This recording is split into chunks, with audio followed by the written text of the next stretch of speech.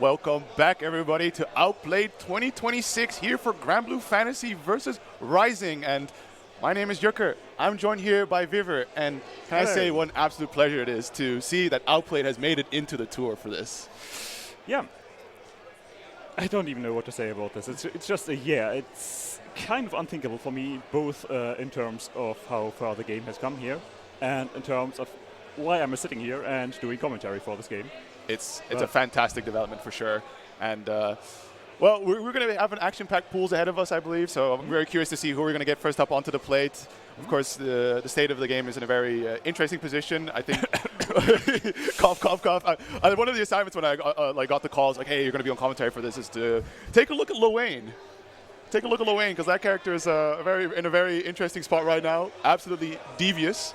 So I'm fairly certain that there is more than enough Lowain players roaming around in the streets, and I'm just gonna be happy to see the funny cat trio go to work. Yes. Yes. By the way, we're both Yucker. They'll figure it out. They'll get there.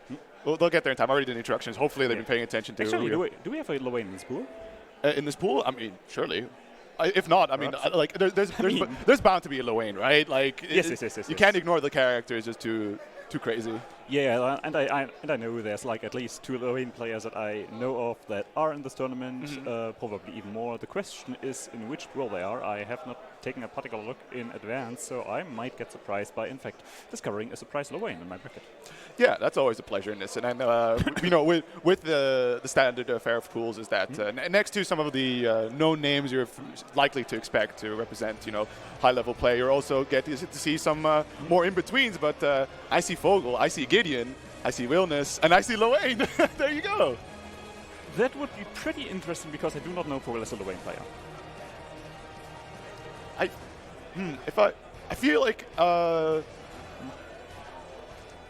it looks like the Wilness player happens to be Gideon if I'm seeing how this lines up, and I think I talked about it. It's like, man, I'm just happy to see the funny Wilness character come on screen where you just see the ultimate punch occur, and then you just get a very classic Persona 4-esque wall bounce where they just go all over the screen. It's awesome. It's awesome, but I'm being a bit surprised by Fogel locking in Lowain, which I have to assume this is a button check because Fogel plays Belial. That's the only character I've ever really seen him play, and he does play him at a high level, but I am not sure whether he actually has a Lowain. I know Gideon does actually play Wilness, which is perhaps characteristic from Perksnot, but for Fogel, we'll take a look. He's not checking buttons. No, I think that's legit Lowaino happening right now, so I'm curious, maybe it's just one of those cases that Wilness is a bit too volatile to be playing full out into, so might as well just play one of the higher level characters, because it seems to be working quite nicely here with some of these longer range pokes to be able to get these conversions and drag them all the way to the screen, to the corner, excuse me. I'm sorry, I'm trying to process this right now. Fogel playing Lowain, Fogel playing Lowain. Actually being somewhat serious on this, it does make sense in this matchup, I think, the way things go, but Fogel playing Lowain? Is he just like a high-tier Lowain hater or something? I would not have expected of him. I don't know whether he hates the character or not. I feel like he does not have any particularly strong opinion on Lowain, but like, I'm surprised. I'm simply surprised by this. It's just a matter of like how serious all of this is. However, though, this hasn't stopped Gideon from at least claiming the first round and already starting off things quite nicely with Vogel's back towards the corner and just holding so much hurt. I mean, we all know Wilness. This character just likes to exude pain. I know we do have Fogel being back in his zone to some extent, being able to push out Gideon great back into mid-screen and hopefully starting to get some sort of Lowain thing going with a really extended combo for it. But gets the beat. This is going to kill, but he's got nothing left. He still has left counters. He ought to be standing them right now damage like this. And well, that's a relatively quick 1-0 for Gideon. And I am... After this, I would recommend that Fogel switches characters. Rematch. I would recommend that he switches characters. He does stay on Lowain, because what I believe is that if you want to play against Wilness, if you want to play in particular against Gideon, who's the kind of player who just tries to like one single player max the game and try to do things that the opponent hates until like you can't win against Gideon with an off-play character, in my opinion. You gotta play what you can play. Maybe. Maybe he's just trying to tap into just like how absurd Lwane might be, that it wouldn't really make too much of a difference if you're not on your true main. But I mean, it's like you said, right? Like Gideon is really not intending on holding any of these defensive situations. When he can press, he will press. And it's dealing a lot of damage. And again, there's the mash straight into the kill, and that should be the set point there for Gideon. So not yet, right? Excuse me, of course. Is played in first to play because the game as a whole is relatively volatile. So he does have another chance to switch to Belial if he so wishes, which I would recommend if he wanted to win. But he does seem intent on playing Lwane. I've seen the combo book earlier, so it's definitely not like he is really practiced on the character. And maybe he's doing it for fun, like some kind of bet out there. It has to be, because, well, we'll see. Oh, my goodness, just a punch right there. And straight into the jump, tries to go for the throw, does a late tech, nevertheless, willing to challenge out. Good damage. Setting up the Brokey there, and man, catching him on the cross-up should be enough to kill. Yeah. That works out well. Altogether, what I feel like in terms of how Vogel plays his character right now is he's almost too honest on Lwane. He's not Lwaning his opponent strongly enough yet. He's just doing normal character things instead of calling bros, doing bullshit, backdashing twice into cardboard calls, essentially trying to exploit the ways in which Lwane does not have to interact with the opponent against Wilness, a character who's slow enough to who is slow enough that he has to approach in relatively high risk ways. It might just be one of those things where, like, because I would agree with you, even if you're not too practiced on Lwane, you just understand the state that this character is in, and then you've seen kind of what players do on it. So being fresh on it, you might as well just try to go for some of the crazier options. Like HBA, actually, that sounds crazy. This is optimal. It's simply optimal to go back to neutral, give the opponent 5 high-low mixes after each other. You're invincible anyway, you're going to be out anyway, and sage if you are doing it right. So that is an extremely strong option that that needs to be on your mind every single time Lwane has 100% meter, but you can't do anything about it anyway. So you just have to accept it. It's a fact of life, like Deutsche Bahn. Yeah, something I was told to look out for as well with Lwane is... nice! Oh, very good. Very good interrupt on the bros. Stops Vogel from taking his advantage here. That's also some sort of interaction that if you don't play Lwane often, you might not understand that the bros just get hit there. Yeah, but man, Vogel really committed to just... Oh my god, Gideon is having a lark. Gideon is doing things. He's simply pressing buttons, and it's working. He is pressing specials one after each other, and Vogel simply does not look into it. Like, knee, punch, knee. It works, and we are at half health for Vogel without any particular meter.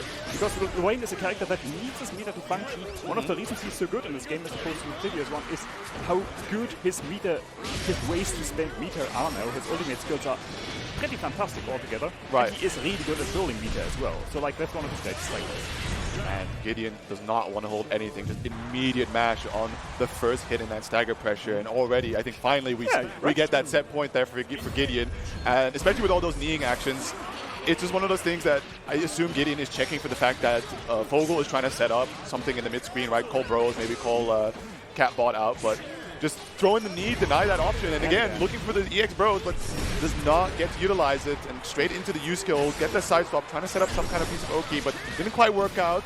So he's the punish for Vogel, and an excellent side swap to go with it. Excellent combo drop, as we get back into the corner for Gideon. No brace counter here, so to be fair, it would have been a bit of a risk.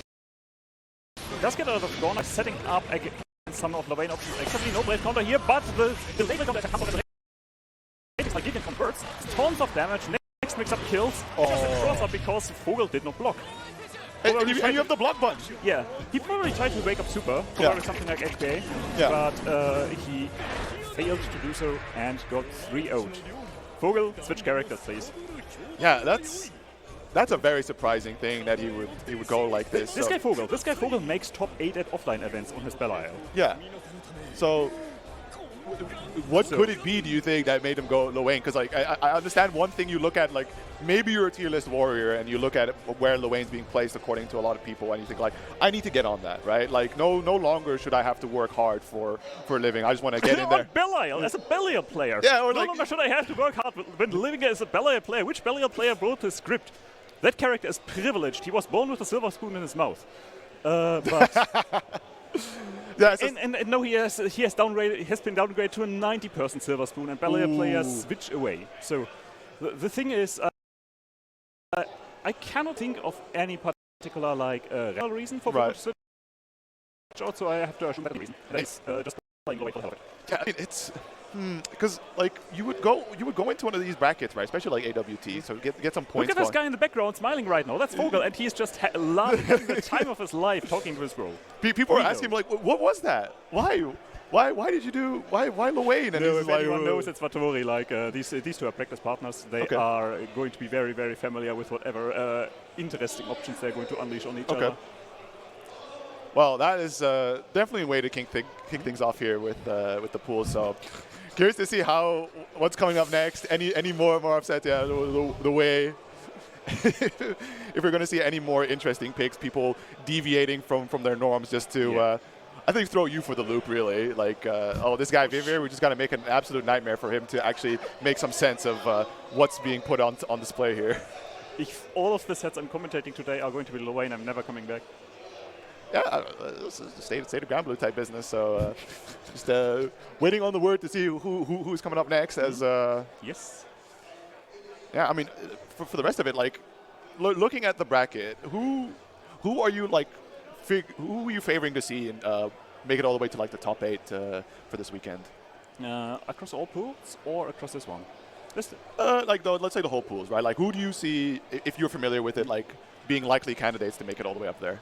I would have said Vogel, but he's kind of doing things here. He would have been a candidate. Socky definitely, Monarch. Then Fittizen could make it, but he's out of practice and isn't playing the game that seriously anymore. Okay. Then I'm going to have to think about it. Bogus and Dudakov and Pixie are all good candidates, like and Default. Last AUTplayed's top 2 was Bogus against Default. Right. Bogus won. Pixie has also been doing extremely well in some AWT events. I think we had at the AWT Platinum in France, Pixie made second. Yeah, big performance at EVO France indeed. By the way, both Bogus and Pixie are Luane players and extremely good, so we're going to probably see at least 2 Luanes in top 8. Okay. Maybe even the Luane may refer to the ultimate giggles. Yeah, aside from that, we also have players like Yuna and Rev in here. Literally, extremely good, grind a lot, can definitely make it into top 8. And basically, I don't even know all the attendance. I'm pretty sure we've got at least 16 top 8 candidates this time around. It's going to be a bloodbath. Yeah, and then, of course, any chance, I mean, there's always a possibility you might see the ultimate upset happen, and then some dark horse rises through the ranks to be able to make it all the way into top 8. So anything can really happen, and still just waiting on to get the word as I'm seeing. Yo, Default? Okay. Default? Someone pull up the Default. Versus, I see somebody coming in. Who was that? I didn't quite catch it. I didn't see it yet. We're getting some pretty strong matches.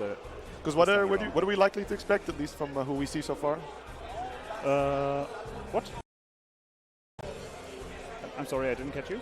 Oh, who we likely to expect to see? Because which characters are we expected to see? Default is my main goal, basically.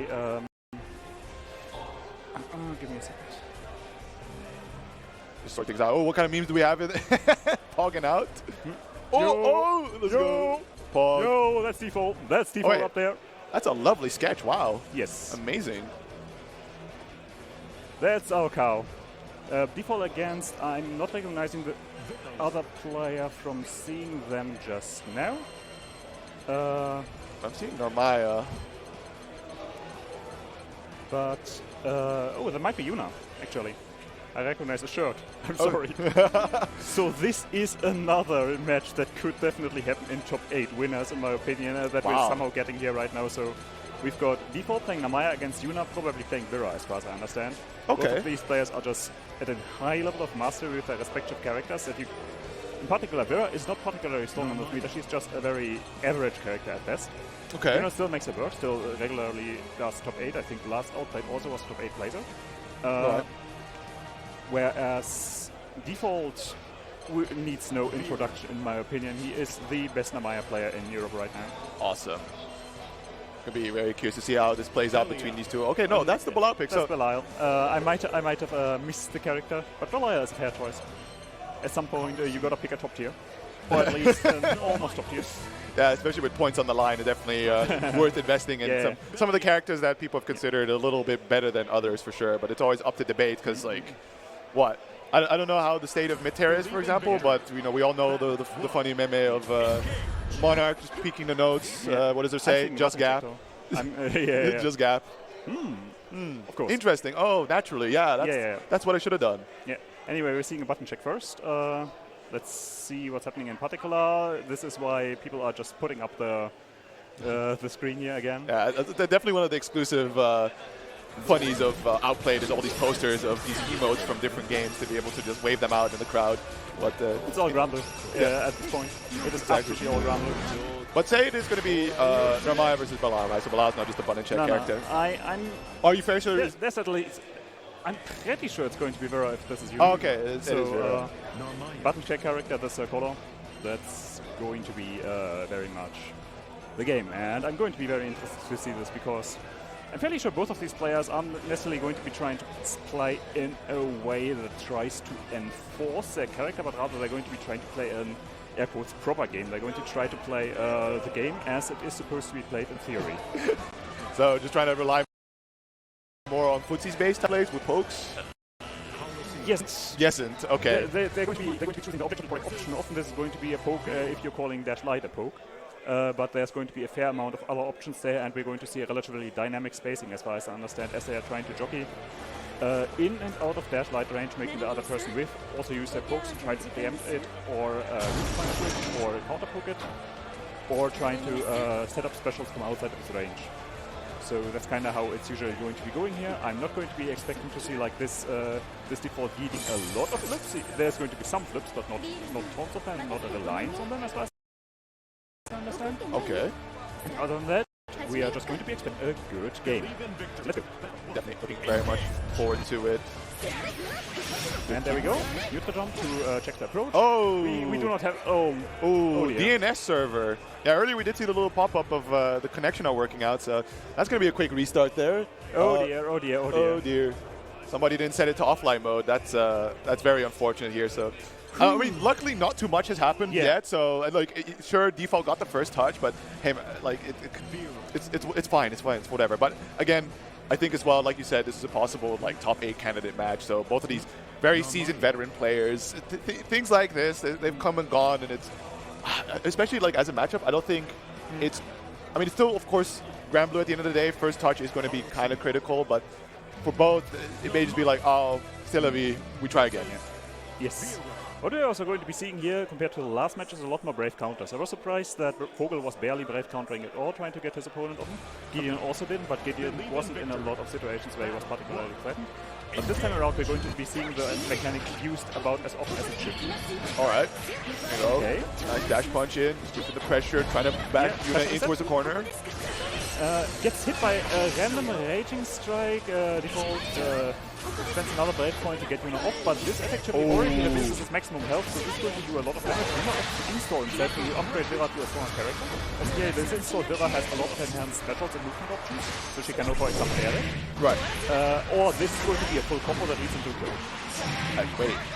Yes. Maybe too many Brave points lost there. Brave points lost. Like at that point, 0 Brave points means that you're taking 50% extra damage. Every touch is going to hurt, and especially even a scale touch like that one. Right. Nice, excellent here.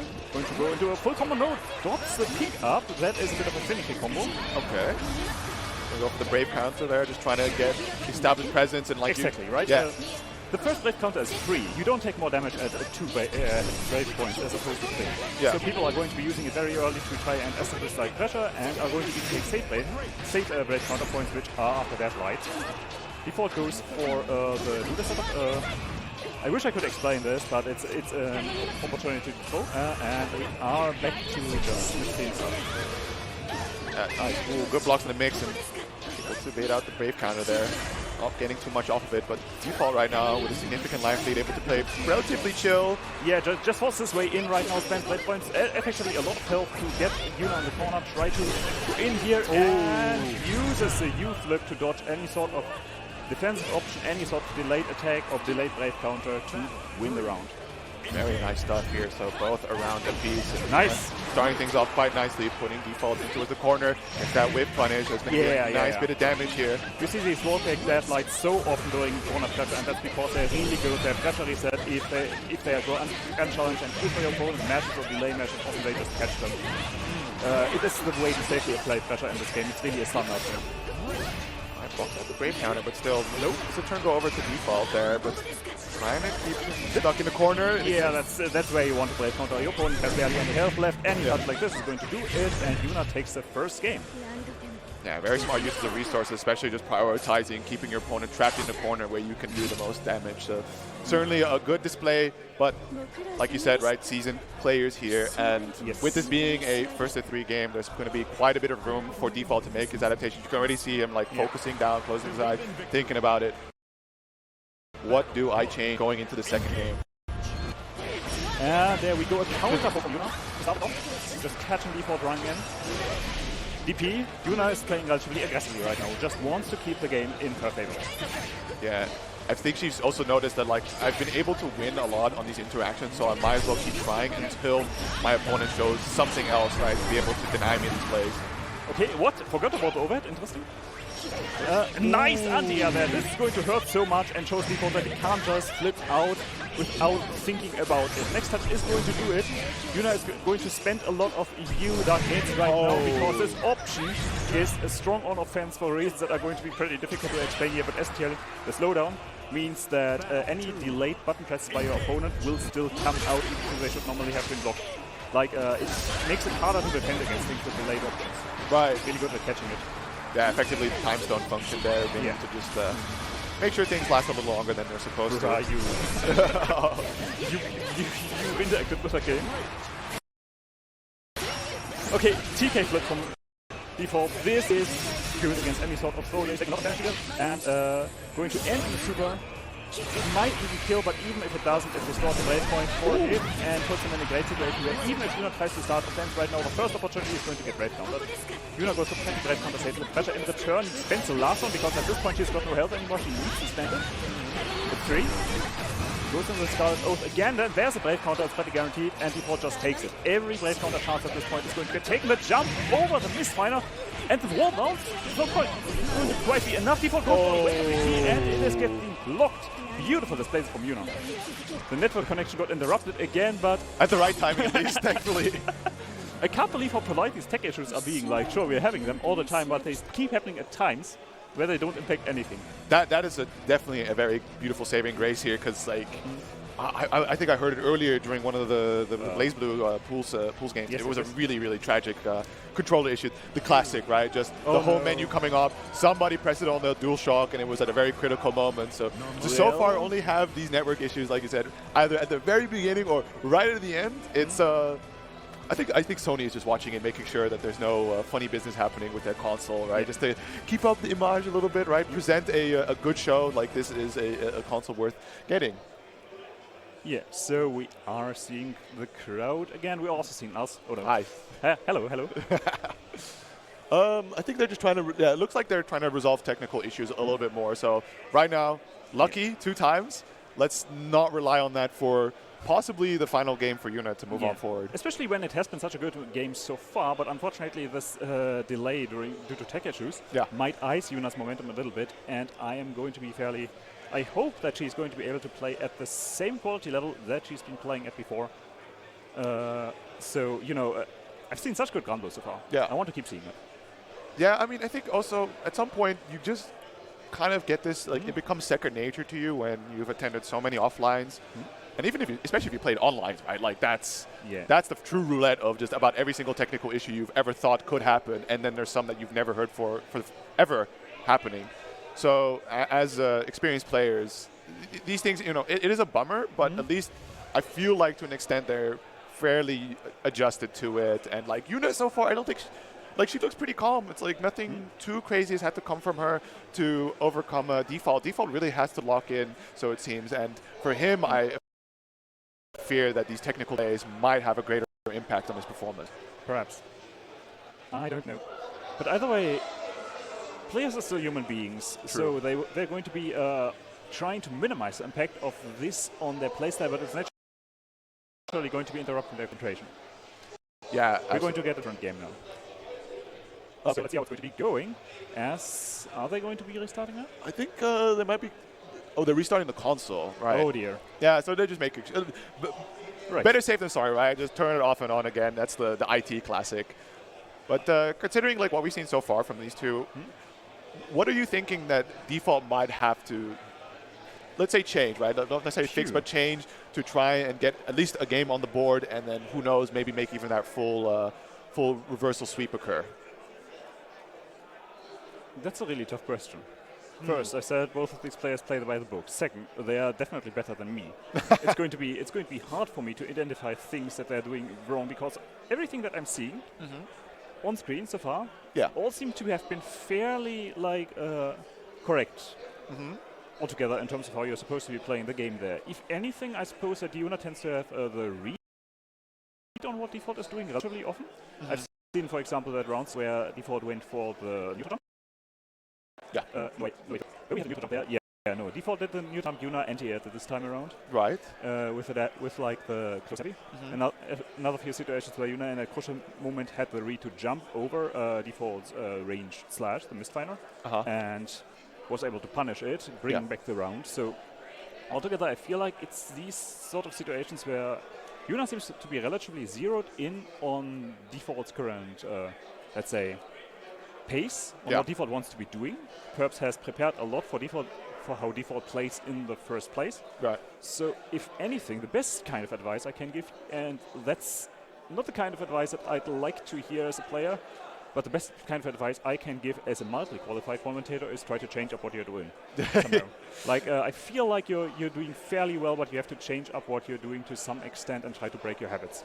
Yeah, that's definitely, like the way you were elaborating on that, it's when you start going into details, like your opponent just has the read on you, they're very familiar with your play, it's an astronomical difference you have to make to be able to deviate from norms, which is almost, you know, you have to impersonate a different character at that point to be able to make these kind of significant changes that your opponent isn't able to establish these call-outs and successfully just really dominate the set so far. So I'm wondering maybe during that pause, Default also had a moment to reconsider how he's been approaching this. And we're going to see this on the round start, hopefully, if anything has changed. Both players have reconsidered their colors. So then you were noticing the costume in the esports version from Mamaya, and also a different color from Yuna. So what I've seen here is an aggressive round of Default, which might have been, he's probably going to try to be a bit more aggressive using Namaya's point, I guess. That's my best guess. Let's see how it goes. Was able to take back control, usually deploying the Brave counter here, and what a spacing there. I'm feeling a bit, I'm not feeling very good about this. It held a bit. Trying to establish something. Default might be a bit too lost in his own sauce at this point, and rather than trying to change up what he's doing default, so to speak, here's a standard game plan. Yeah, he's trying to rely on a little bit more fundies, trying to play that spacing game, seeing if perhaps able to catch Yuna on the approach. Finally does get one hit, so that's a good start, but usually the tech making it back to the extreme, but once you still beat the other, it doesn't quite finish things off here. That has been a very difficult link from Default that he missed, unfortunately, trying to optimize there. I don't know whether Fahevi would have connected there. Fahevi could also have been linked. Perhaps Default will drop this one and it might break him mentally. Maybe, yeah. Hopefully not, right? If it's these more complex things that aren't really working out, it's also, I think, very capable to rely on some simpler things. Very good. This flip is important. Try to not get late counter here. Got jumped in again on. That's kind of an over-angry DP after that. That means that Default is not in kind of this mental state right now, I guess. Breaks the RPS after that. Gets full tech here. That's right. Closer towards the corner here. Does try to challenge. Okay. The approach here. That's another thing. Another thing. Default kind of just wants to get 3 hits somehow. Perhaps being a bit scared to get Yuna neutral, but gets the stuff here. Gets the lead on immediately. Just ice it. That's such a good choice. Anything? Oh, but I like the aggressiveness here as well. You gotta make something work. It's a deviation from how you've been playing Fit, usually trying to get a great counter here. I think you're gonna play safe and go for a slight delay on the trio. Next touch and her kills. Another brave counter in DP. The diseased RPS comes out, but works out for default as another anti-air misses, but it's medium. Okay. Very nice. Okay, very close indeed. So that being said, it's still been a shaky round from default. Default has pulled it out by relying on a lot of small tricks. This is not the way for him to win the set. He's got to find something else. Yeah, maybe not the most consistent option as we've explained. Where I mean, if it keeps working right, might as well keep trying. But at some point, it is a dangerous RPS you're going to be playing against. Yeah, but that's kind of default's mentality right now is like a poker player who is down for 10 times 2 chips. And just decides, oh fuck it, I'm going to go all in on every single interaction now. It's gonna work out for a while because Yuna is a bit scared of the sudden swings. What if that happens? But eventually he's going to simply fall. Maybe that's the kind of deviation that default needed, but currently, as we saw it aggressive earlier, default might have been retreating on known habits here, as we see a lot more patience and down to next to no health, which is okay. This is good. This is where default swings some catches here, expecting the right counter, which does not happen. Solid answer here, but gets another one. Oh. Wait. That's a good hard read there. Default gets correct interaction.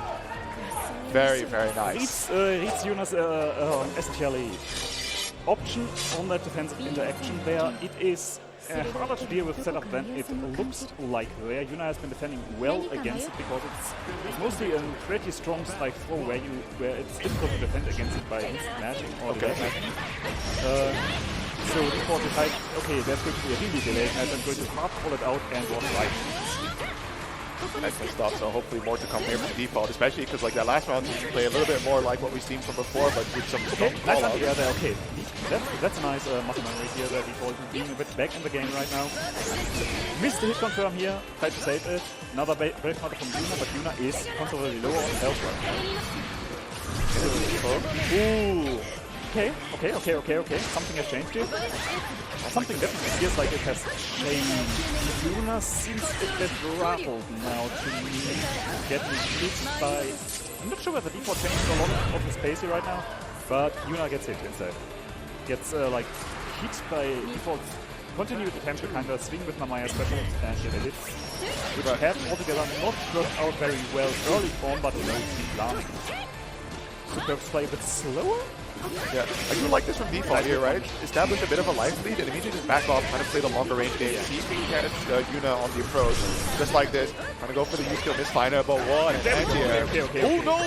Oh, and misses a hit confirm. Like Yuna has like the beautiful idea. Okay, the default is going to start with the experts more. I'm going to go back to looking out for them, trying to punish them. It's going pretty well, but not 100%. Gets the interesting frame trap on minus frames. Cross up, delay, Okay. And there we go. That's the reaction as the A misses a lead. It's going to be a bit of a difficult situation for Yuna, but default still is in a spot where any touch like this one kills. And Yuna is back on set point. Very strong situation. Let's see if default still has what it takes to bring it down to a final game situation. Excellent round start there, but then goes back to Yuna. They're both swinging, and what a match there. Just sort of checking whatever approach, run up, throw. The aggression is fantastic from default so far. Another flip. Yuna has been very good. That's an interesting choice there. She went for an M Scarlet O, trying to call out default doing nothing, I suppose. But default did something. Final hit here to bring it down to a game 5 situation. It means a great counter keeps them stuck in the corner. Fine, but you need a lot more than that UDP. Yeah. Okay, but wait, this might be it. This is going to be a massive damage. However, will it kill here? No, it won't kill. It's going to be a lot of damage. Yeah, for sure. Put him in corner. I think the next touch shift kills the full won't. No, it won't kill. The kill! Oh my! Sorry. Wow. I might need to be a little less loud. Yeah. But in terms of poker analogies, default went all in again with a pretty bad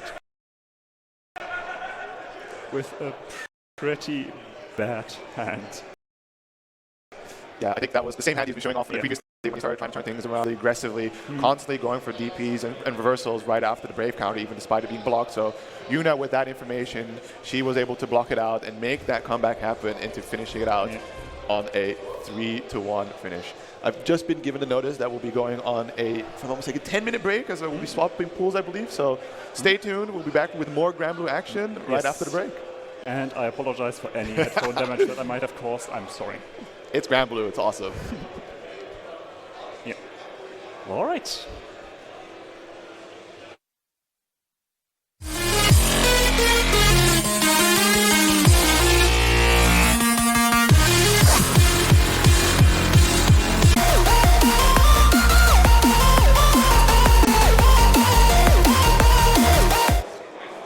Welcome back, everybody, to Outplayed 2026 here with the Granblue Fantasy vs. Rising. We'll be continuing the pools. I'm Yurka. Joining me right now is going to be, how do you hide the mask? Ariat. You still messed it up. Ariat. Hey, there we go. Hell yeah. So yeah, Lawane is a character of all time, but I'll leave that for another time because we are definitely going to have more Granblue vs. Rising to go. We went through the first pools that had quite a few matches there that were... Oh, come on. Let's be real. The fold match? Yeah, that was crazy. I mean, I was talking about it earlier because I was trying to understand a little bit more what was going on under the hood, and it was really just a case of, like, Yuna early on established just some really strong foundational reads that really shook up default in whatever his approach was, that he had to completely, like, change his persona, was playing it a lot more aggressive, but then ultimately it's just one of those cases that you've gone too deep into the loss that it puts you on a very thin line to make that recovery happen, and that's just more space for your opponent to see what changes you're making, and to counter adapt on that. Yeah, definitely. But the thing is, we're gonna be looking at quite a counter adaptation of a match, a mirror match, if you ever think about it. Because our friend gonna be Desole versus Dudukov, sitting down here preparing our known Metera players there. Well, okay, Metera is a bit stretching here because Desole is now a CF player, and Dudukov has been experimenting a lot with Wilness. Okay. But tournament-wise, I'm expecting a Metera mirror as usual. Right. Yeah, stick to your comfort character. I mean, earlier we saw a very interesting development where Vogel was just not on the Belial. What that might be, what's in the waters today here at Vienna is up to question why people might be deviating from their mains, especially at a AWT event, right? There's points on the line for this, so you'd think they'd come out with their best foot forward. So I indeed hope, like you say, it's going to be a Metera mirror, because despite it being a very long-range matchup, from what I can see, it's still going to be... Owner versus owner. Owner versus owner, right? Yeah, like, just a lot of projectiles on the screen, but at the very least, it's still going to be played a lot like, just, I guess, traditional Granblue, right? First touch has a lot of priority. Only difference here is, depending on the range that they're playing at, you might see the case that they can't rely on things like Brave Counter, right? It will happen, but really not much will change for your situation. Definitely, but the thing is, there's another funny part when you have to take into consideration with Meteras. Metera is such a character that is considered very strong in the current environment of Granblue, but at the same time, we don't have a lot of Metera players, and even then, they are specialists of their own playstyle. Right. Dudukov plays Dudukov Metera, Desole plays a Desole Metera, Bonsai is playing Zerg APM Metera. Like, I mean, I think that's just a testament to how fantastic the game can be, that there's one character that gets played in such a variety of ways that nobody's able to really single down on, let's say, a core tool set to be able to handle the character. Yeah, definitely. By the way, just to give you an idea, this is not this is still B pool. This is the last top 24 contenders for the B pool. Okay. So, we've already had Pixie coming out, and as well ZK with Gion from this pool, but at the same time, Dudukov, Desole are figuring out who's going to be on the winner's side here. I think it's interesting that they held this one back, because, like, when are you ever really going to reliably get a Metera mirror to happen on screen? So, a special treat for all the viewers. Ah, yes. Everybody is happy at their home seeing two Metera players bouting about. And by the way, speaking of Metera players, we do have ourselves an NA Metera here. Monarch coming in as well, which will be shown off a bit later on, because I do remember, right, he did get top 24. Absolutely. So, for sure, focusing on the Granblue performance. But right now, we're seeing Desole starting things off rather strong here. That up-close pressure does allow Dudukov to get that Brave Counter going, and the first situation puts in the corner, does end up forcing that throw to succeed in the end. Yeah, now here we go. BC Wars getting a counter hit BC just to switch sides, and now here, this is the funny part of the Ultimate Fireballs, that if they are only going to clash for one hit, it's still going to go through, and another hit with the butterfly conversion on top of it. This is going to be a lot of damage and going to be keeping in very rough. Ooh, that's unfortunate.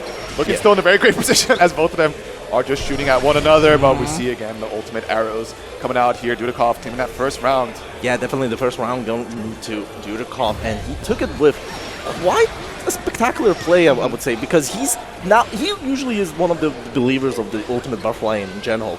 But this matchup, you barely get to play that. So Dudikov has been adapting to just use his resources to get that low ultimate arrow that has free hits, goes through other projectiles, just anti-zoning in general. Right. And like you see, Destiny went for that, and Dudikov answering instantly, not letting to get that butterfly to play. The BC does not get the hit in as well.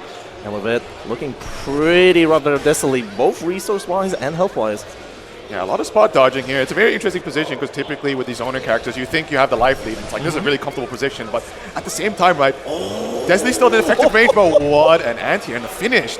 That was a fuzzy, basically, match from Dudikov, because in that position, Destiny wanted to create a strike throw with the TKEX Fireball, right? It basically beats most of the fuzzy options, but unless you commit to the fuzzy mash, which is with the heaviest button that Dudikov did, he read that position. He said, you know what, I'm going to just use my harder, heavier buttons that cover this position. I'm fine with it. Just showing, I think, an overall comfort in just the general mirror matchup, because that's always a thing to catch with people off guard, is like they're so used to just practicing against other characters, but when finally their own characters on the screen, it creates for a very interesting situation. However, we see Desley starting to close things out here. That is going to be the life deficit swung in Desley's favor. Definitely. Kind of thinking that Desley really wanted to get that ultimate butterfly conversion, but he's been working hard for that with getting himself a nice Raging Strike, Raging Chain combo, now, you know, backing it up in neutral with the health advantage. And health advantage, I feel, is one more important part is in this zoner matchup. If you can spot dodge most of the fireballs in this game. So if you have the health lead, now 48 seconds, Dudikov is forced to get in as a zoner, gets untiered here with the 2H, and with it, Desley. It's pretty much exactly how you say it, right? Like, especially with the timer ticking down is the also important factor into this zoner mirror matchup, where with the life deficit, you can spot dodge all you like, but that timer still goes down. Yeah, definitely. Here we go, gonna get some good damage out of this. Dudikov finally, first, the one with the advantage in the health, but 50 bar is up, and Desley chooses to ultimate butterfly again. I'm not sure about the decision, and Dudikov attempting to air stall, not to get hit by the butterfly in general. Gonna get punished there, and Desley feeling in control, does not convert off of that stray butterfly hit. But now here we go, Dudikov answering by ultimate butterflying there, and the hard stopper comes in. Looking a lot of damage off of it, and that's all advantage is gone. Butterfly trying to use the EXs to deny an opportunity to activate it. Using the options to traverse back to the mid-screen, escape that corner, very critical, but now we're in that situation. A life deficit, you do need to make the approach. Yeah, ultimate butterfly not gonna connect there. Desley flying in with full resources. Dudikov does not have anything. And this is Rising Footsies. Walk back 6XL just to get the 2M and with punish, and with it 1-1. One apiece, yeah. This is looking like going to go quite the distance here, although this time both players went the last game straight into business, but you can see a much longer pause considering what should change, right? I mean, one is very much relaxed. The other one is definitely scratching their brains. I mean, what do I do? Okay, you have to understand the personalities here. Yeah. Both of them are very laid back when you come to, with their like personalities in general. Yeah. But Desley is just a proud hater. Like, he's just gonna sit there, like, have a good time, you know, say that, man, 2B is a fun character and whatnot, or, you know, not kind of skill issue playing against material like that. Well, Dudikov is the one that always tries to find the best way out of it, and he does it very calmly. But now that calmness is not going to work out because Desley, as I said, proud hater, going to go full aggressive this whole round, and that a record round compared to what we had. A great man once said, how can you beat somebody who's having fun? Oh yeah, definitely. And now Desley with the advantageous position for the first time here in this set. We're going to be looking at the Dudikov attempting to get it back, and it changes, honestly, from the fact that Desley has been approaching this a lot more aggressively in neutral. But now, great fall, does not connect, and with it, Dudikov getting a nice punish, and into the corner you go. Late tech, still trapped, finding some of these frame traps. Here's the ultimate butterfly, trying to immediately escape. Does interrupt the possibility to achieve more from it, but nevertheless hasn't quite escaped this corner situation just yet. I want to talk about the situation, but they're not letting me. Oh my god, that was insanely lucky there for Desole. Alright, here we go, Ultimate Butterfly on the top. Dudikov with the health advantage, but a lot of BC decides to not BC any of those 6XLs. Still looking for a good position to go for, and yeah, this EX arrow safe against BC. His last BP gone, and now you're in the danger zone here. Goes for the Ultimate Butterfly just to get some advantage, and Desole knows the task. He's going in, not letting the Butterfly to pop out. Dudikov out of the corner, very looking tough. 30 seconds left. Dudikov still is there. And then Far M. EX Fireball. Starry Sky will do it.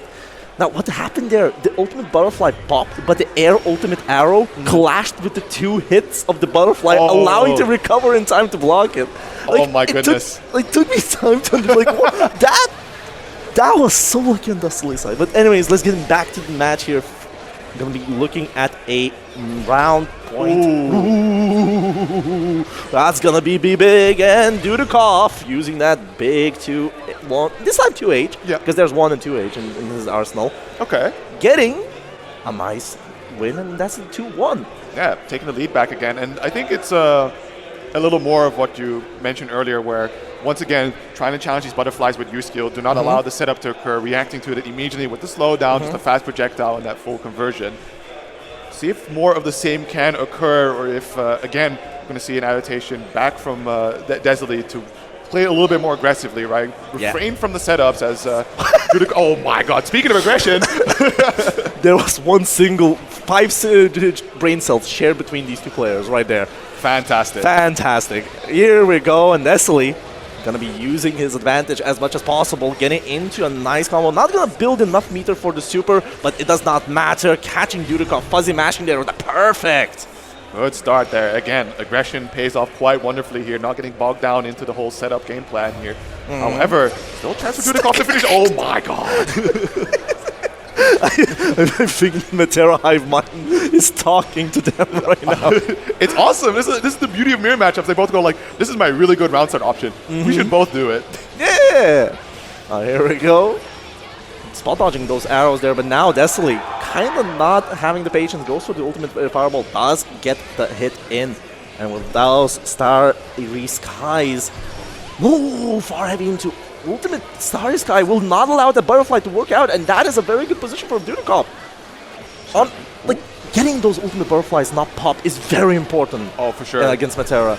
Big resource expenditure into no action on the screen is definitely a very painful moment to have there, and we can see that Desole is really struggling to establish himself here, especially with the life deficit, just has to force a way in, and Dudikov just able to comfortably sit back, observe, not everything needs a reaction, just a little patience, and then you can strike. Yeah, with the good anti-air from the Grey Fall, I'm going to put himself at the set point, and with it, looking at Desole, finding his answers.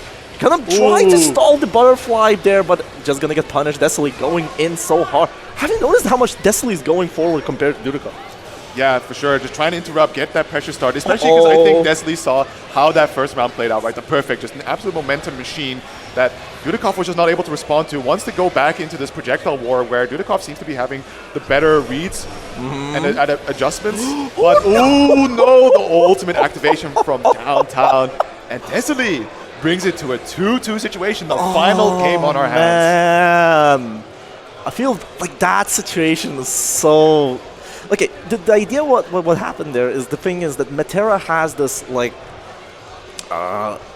grace period. When her Fireball, Starry Sky, clashes with another Fireball, it still lingers activation for Butterflies. Okay. So it just happened that it clashed with the Grey Fall, but the lingering grace period hit the Ultimate Butterfly, punishing the Grey Fall. Oh my goodness, it's the small interactions that line up right into Desole's favor. They matter so much, but look at Desole just going ham. I mean, I think one of the things we've seen from Desole that pays off really well is that both of them start getting into this projectile war game, and we see especially air stalls from Dudikov to avoid Ultimate Butterfly and such, and that's exactly the moment that Desole strikes. Runs all the way in, make sure to stand on the other side, and you can't get a falling normal going. Yeah, hopping over the Ultimate Starry Sky. Very nicely there for Desole, gonna get himself a chain reaction with the Raging Strike. Throw those lights. Ooh, where are we going? Looking very rough for Dudikov. It's one strike throw away. He goes for the Ultimate Butterfly, wants to activate it, and that is almost a nice conversion if he believed into the Great Fall. But now, looking rough, gets a good hit in. Butterflies tries to work it out, but ultimate Butterfly popping up, and Desalee now set point against Dudikov. With the potential to be, this is kind of an upset if Dudikov loses Desalee. It's definitely an amazing thing from these offlines because you have an idea of how things play out. You have your favorites in mind for these top 8s to make the deep run, but of course, finally on the day of, things can always change. There's so many variables at play here, and it's only a matter for Dudikov to try and just narrow it down a little bit more. As we can see already, a good start here has taken the life lead here against Desalee. Yeah, now looking at the life lead just accumulating bit by bit. Oh, but unfortunately the Butterfly behind him was ready to pick it up. Desalee evening that advantage and bit by bit working for that set point to become a set win. Good chip down. Trying to run the close pressure. Does able to find an opening thanks to the step pressure and able to just get that trade in time, in favor. In favor indeed. And that's the final game, final round. What a way to start this section off with. Hey, Let's double go. Luigi Matera? Let's Mirror? Mirror. Yeah. We like that. We like that. There we go. Some fireball game here. Still Dudikov at a disadvantage. Really looking rough. Playing. Oh, what a clash there with the air fireball. Really playing it to full advantage as he can. Oh my god! He was setting that up for a while, I think. Butterflies in the corner. Here we go. Now Desalee's fearing for his life to throw and press anything. Oh, BC, 2M not gonna connect. Ultimate Sorry Sky goes for the ultimate Great Fall. Just getting his time back. No, does not connect with the Butterfly. Does not pop it as well. Desalee still. Back. Oh no! Ultimate not coming out in time. EX Butterflies on the field. Chip point has to play chip point. Oh, wait, hold up. He's still on chip point, and this is a nice conversion into it. There are going to be Butterflies up there trying to play careful. The ultimate fireball did not go, but the far heavy. Wow. The far heavy that could. Threading the needle, almost dying there. Getting the punish on the air fireball, and Desalee gonna be thrown into the loser top 24. Dude, but that was too close for comfort. That's the cinema moments from these offenses, right? Like just too close. Just the final hit there. Like you said, threaded the needle. Any later, it would have been probably a wrap there, and that would have been the Desalee timeline where we were continuing in onwards. But for Dudikov, it did work out. Yeah. And that is definitely a weight off their shoulders. Oh man. Take it in. I'm taking in the whole atmosphere of the offline as well. As you said, in the offlines, different experience, different ways how the tournament can go. Players, some can spike in performance, yes. Some can, have a bad day. Sometimes your luck can be terrible, like mine. Happens. What do you mean happens? Listen. For any of the knowers, right? I had a fantastic little central fiction pools, right? 3 Arcunes back to back. I don't know if you know what that means, but I know. There you go. I had 3 Arcunes back to back. Anything can happen at offlines. It's fantastic, but of course, I think for the ongoing weather situation in the EU, right, it has a little bit of play, right? Everybody had a little bit of delay flights and such. Actually, yes, this is cursed when you think about it. Yeah. Some people might have really been on their A game, but might have just not had the right amount of sleep, right? Rooming with some people. Somebody might have been starting up the chainsaw, right? Snoring the whole night through, and you are on like 10 minutes of shut-eye. Yeah, that can happen as well, But other than that, we're going to be going into Danny versus Haxon. Can you tell me about these two? I can tell more about Haxi. Danny is a new face for me personally, but Haxon has been, playing quite a nasty Nier lately. Has been improving quite a bit. Always in the, in the German offlines that he can always travel, like close by, like crossover. He was at Evo France as well. Right. He was at UFA. Those that he can always travel from Germany because, keep being a student and whatnot. Right. But at the same time, he does have really good player base to play with. Like he plays with Atori, with Foggle, like really two prominent names here in the European Granblue. And as well as getting the chances to play against Citizen as well.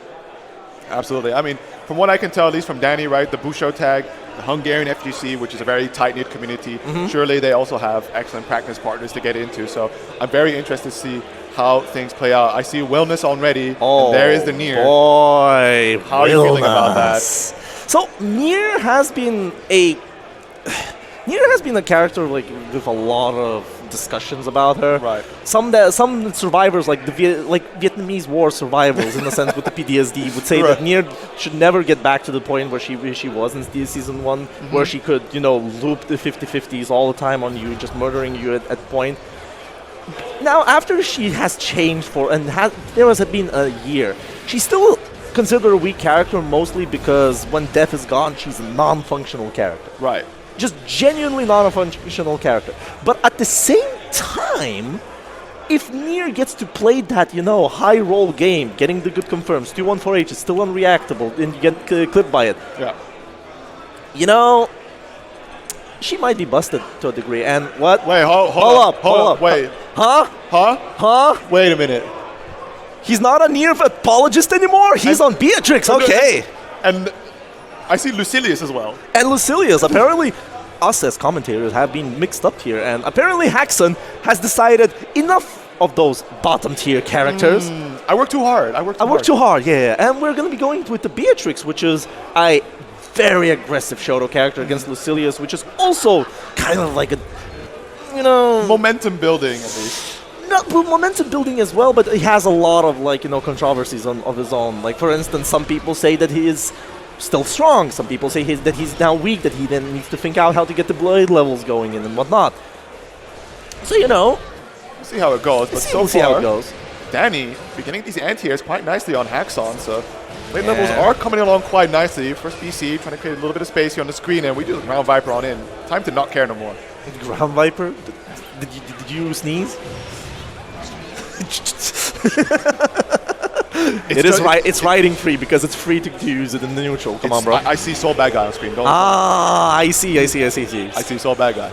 That's Ground Viper. Schizophrenia. I gotcha. Sorry, no, actually, it might be Night Raid Vortex because of the way the uppercut goes. Oh my god, you're doing that. Oh, here we go. Gonna hit that 6-6L, but this time not really using any of the cooldowns to prolong because, you got clock, but still, tick-tock. Here's your health going down, and now it's 0 BP. You're looking at the pretty back, but Danny with the bravery to mash there on Wake Up.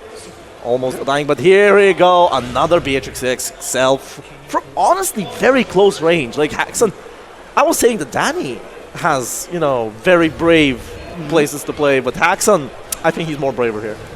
I think so long he's been held back by a little bit the consistency he has to pull out to make Nier function that it's time to let go. Right free to use. Yeah, here we go. Some nice bombos in there, but Danny again with the bravery to press buttons, and he needs those. He needs the hit confirms to get that blade level, and here we go, blade level 2. Gonna get that going. Still a lot of cooldown on those specials. Almost getting to level 3. Because on level 3 it's gonna be good, and yeah, he wanted to go 5U, and this is gonna be punished by the ultimate riding free. Danny with these wake up matches though, the bravery. Haxon, ultimate DP, trying to establish the turn back. The life deficit is not too crazy just yet, so there's still room for Danny to play it a little slower and build up these blade levels. Okay, BCing away, just looking for that one moment. Both of them. Oh, M. Very cool. Yes. No, that's not clock yet. Not gonna get the punish in, but there is level 4 spot. Dodges the M Tessera, the ultimate Tessera. I'm sorry. Yeah. Very nicely done there by Haxon. So looking a little clutch there. I think there is room for Danny to make something happen here, right? Just small adjustments, but at the same time, that is also room for Haxon to observe what's happening and just make sure to just continue the streak. Yep, Haxon with the 1. Oh, Danny now going to be having to work in. So the idea with the Lucilius, why he's the controversial character, if you don't have ways to punish his meter gain, like with 5U in general, he's very easy to get those bars going. But if you cannot, if he doesn't need any bar, he's kind of like a stuck character. Right. But now, here we go, gotta get the good hit in, and I think this generates enough meter for a super. Yeah, we are going into Axion, and that's a round to Danny. Yeah, definitely can demonstrate with the right bit of momentum, can completely take over the game. We've seen some good moments here and there in the previous game where Haxon does end up inching it out at the very end. But allow Danny a little bit of space, and looks like he can cook. Ooh, going for close medium staggers there, kind of risky for Haxon, but Danny is going to get clipped in, and that, lots of health gone. 5U, the headbutt of the gods. Gonna get that clock going in, and now any confirm is gonna be scary. It doesn't even matter, you're in strike throw, and Danny forcing to use the phosphorus, tries to go for a safe jump, and that's a side. Whoa, wait, hold on. Euchre. We are optimal here. Hold on, this is some really good damage. Play levels going up as well, but still, Danny's in a precarious spot here. Clock is still active, and now down to, looks like chip kill, but the run up, no. Gets the stagger, and Danny able to clutch that out, and look at that. Yeah. Game on the board, tying it up. Yep, definitely. Haxon really tried to play it carefully there, pressing the late buttons on walking forward, but Danny now playing aggressive out of his mind. He was very careful that first match, but something switched in the second one. You've noticed it, right? Yeah, no, definitely the aggression and also just how strong the momentum is. He sees that it's a problem for sure if Haxon is able to get started, but let's not let that happen at all. We just keep on rolling, wait for that ultimate skill DP to come out, and even then, right, he is prepared to block those. We've seen those baits. Yeah, level 4 now on the table, and Danny is gonna be spamming those specials, and this is now a very rough position for Haxon, but clock is always ticking. You just need one good hit, and with that one good hit, does not really go for it, but hey, now he's gonna go for the SSBA, which is the thing we all love about Beatrix. You just BC'd her once, she gets clocked, tick-tock, 0 BP, now you're gonna have to play for your life. The hair is and that is the life right there. It looks so stable for Danny, but like you said, right, just a comeback monster with that clock. We love organic comebacks right here. What a round start though, but doesn't dissuade Danny from just getting right into the mix of things, pushing Haxon all the way to the corner. Yeah, generating that meter as much as possible, gonna get the Iblis, but there's no cooldowns whatsoever to generate more blade level. Here we go, gonna get those cooldowns now at level 3, which is equal to EX cooldowns now. Okay. So with it, he now is able to press a lot more pressure, and he's able to convert off of them a lot better. And this is also going into Axiom, and it just kills. Yeah. Yeah, here we go. Fantastic. I mean, like, look, again, the momentum monster that is Danny right now, where we see that Haxon has to go for quite the Hail Marys and really rely on the comeback factors of Beatrix to try and inch out rounds and games. But Danny, once that machine starts rolling, especially with getting those early blade levels, it's season 9 unstoppable. Haxon's having some really major trouble. Yeah, definitely. Gonna get that Iscariot. PC baiting there with the H Tessera. Now looking rough. Level 2 is going. If he gets one more level going, this is looking rough for Haxon. And now Haxon has to play it a bit. Raging Strike conversion. Wow. Wait, this is level 3 off of this. If he can get, Iscariot. And now, he's up to do whatever he wants. Doesn't BC, there's not a lot of health. Does not want to get hit. We love ourselves some comebacks right here. Raging Strike gonna go right into a linked-in SSBA. Look at the damage, Euchre. We like that. We like that. Here comes Beatrix. Big pain on the table, where Danny ends out both pretty even here, but finds the mash, and that is going to be the magic sauce there for Haxon to take the lead once again, 2-1. Momentum machines, like, you're seeing how back and forth with these going. Like, I love games where they're one hit away from death. Yeah. Like, where we have these situations where one's person on 10%, the other's one full health. Man, anything can happen. Although I think in Danny's case, though, he does need to start the momentum off pretty early, because right now Haxon is already carving out quite a health lead. And without those blade levels, right, that's not going to be a great amount of damage, not going to be the greatest amount of conversion, the greater struggle for Danny to make this comeback occur. Yeah. Beatrix has the clock on the table, so the ability to finish things off is on the table, and Haxon with a brave match there. Gonna put him in a set point, and now Danny is bewildered, I think. He's a little bit like, oh, that's not how I was supposed to go. I was the one that was in charge. What happened? Here we go. Goes for the L Tessera. Whipping the raid right in free. Playing it carefully. Yeah, see, 5U getting the meter as much as he can, because he needs that meter for that. Whips the phosphorus. Iscariot gonna get level 3 off of it. No cooldowns yet, but if he waits out 10 seconds, he's gonna start dishing out a lot of pressure tools. Fireball immediately allowing Haxon to get right up into the mix. Danny back towards the corner. Does find that dash L. The extension there off the chain. Building up quite a bit. There we go, level 5 on the table. Yeah, level 5 was where he becomes a machine that just dishes out conversions, and can get clipped by that Iscariot. But here we go. Yeah, the God kick himself, the Jesus kick, as they say, coming into the Scarab just to get the round back. Danny's still alive. It's still great to see familiar places in an Arxis game. Definitely.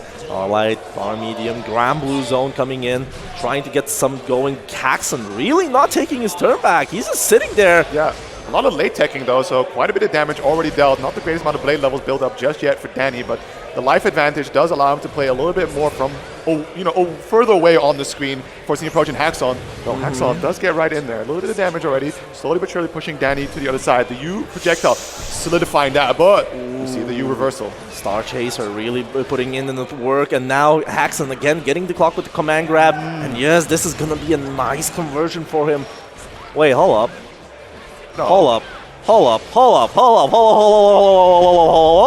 Okay. Not quite there just yet, but Danny looked in a really very tough close. spot. Yeah, it looked close, but I mean at the very end.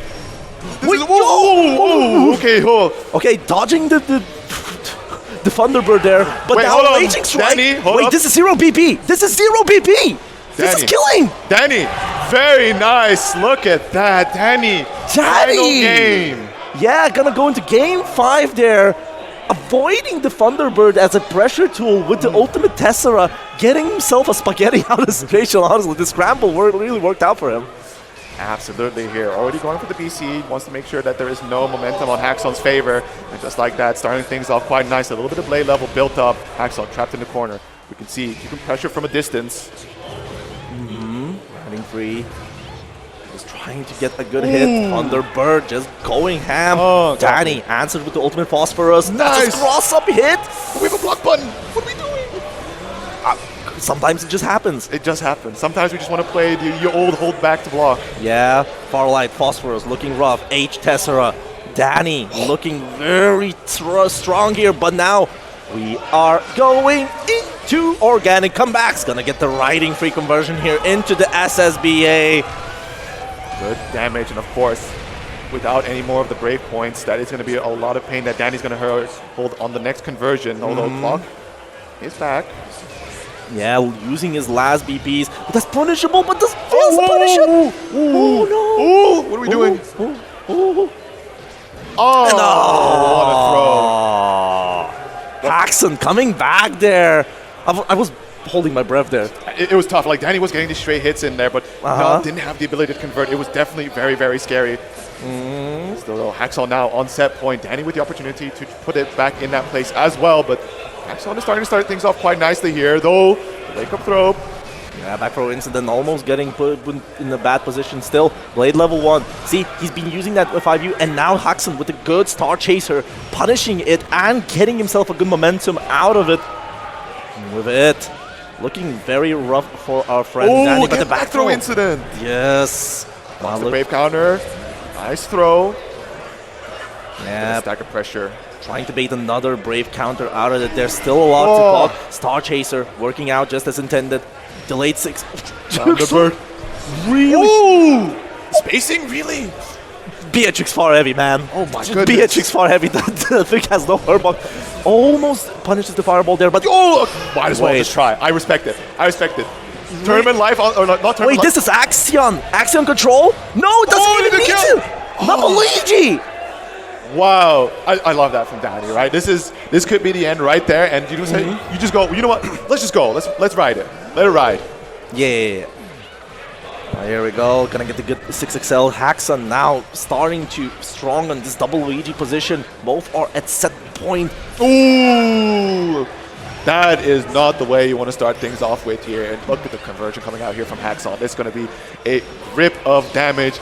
And just like that, we're going to be stealing some of your brave points as well for your troubles. No blade level, no health. Haxon trying to go for the command throw, and Danny very bravely bashing it out. Now trying to use as many cooldowns to get the blade levels going. Still, this is a very disadvantageous position to be.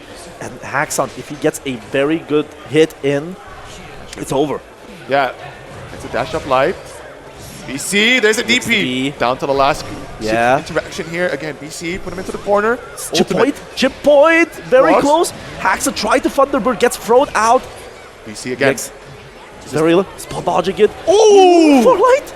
Working it, tries to escape. Oh, Chip damage. Wow. Yeah, ultimate Star Chaser from that close was risky, but it was enough for Danny to not believe what's happening there. And with it, Taxon going to take the 3-2, throwing Danny to the loser side, if I understand right how the bracket looks.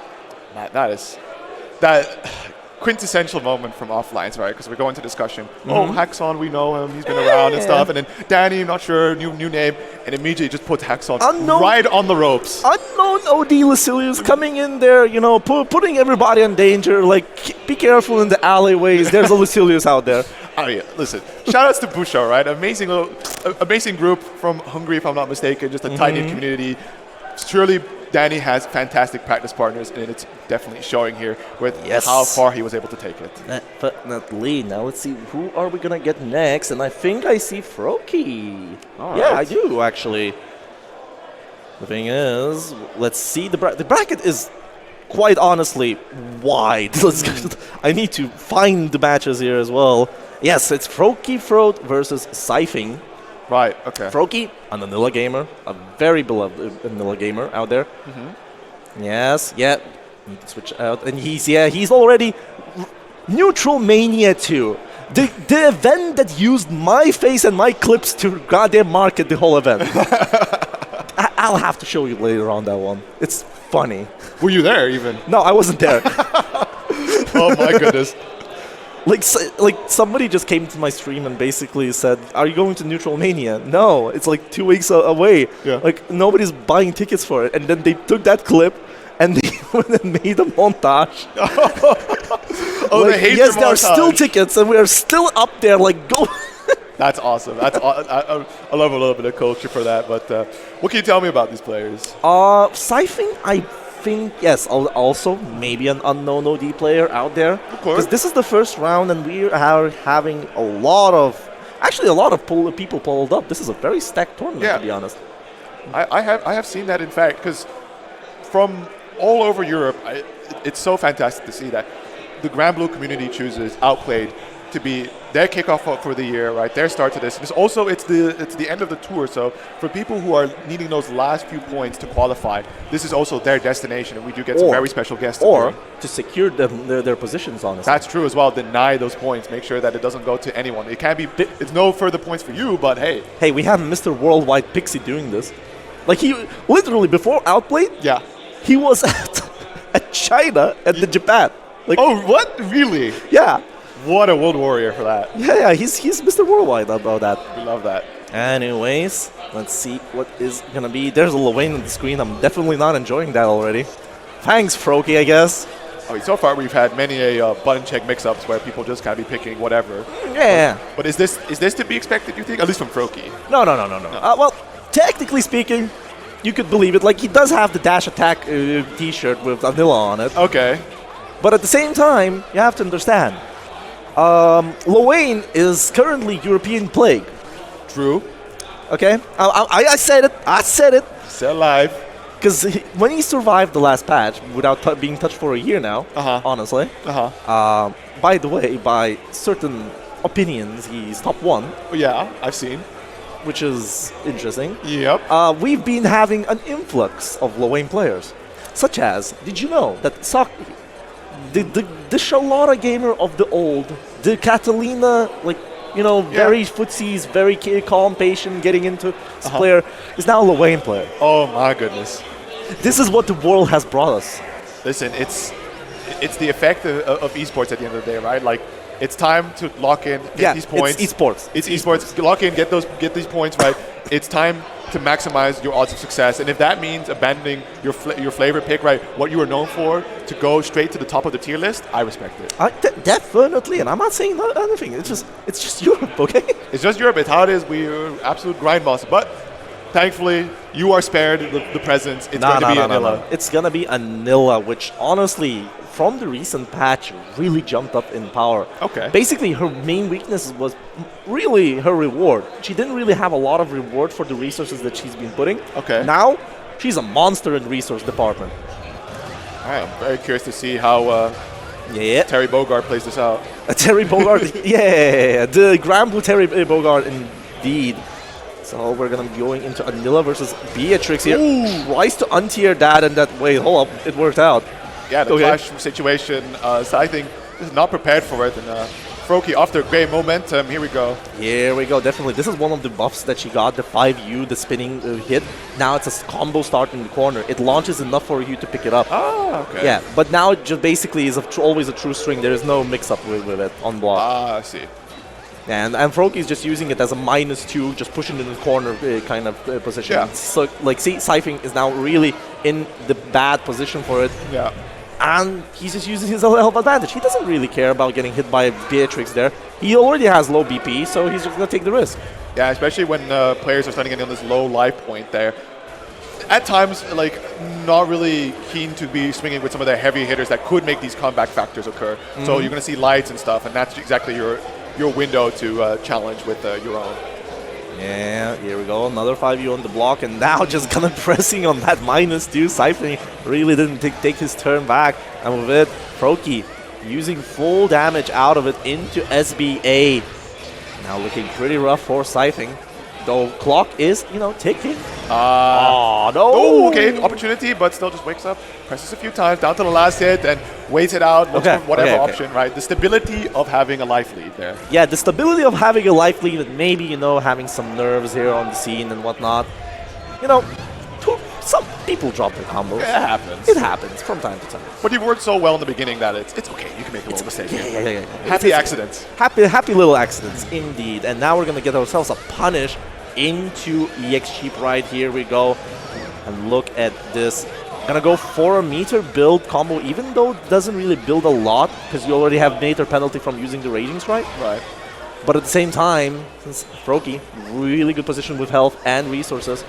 Now it's on Siping to get in. Tries to go for the command throw as well. Spacing, esports normal, very nice sweep there. Go straight to the conversion, bring him all the way to the corner.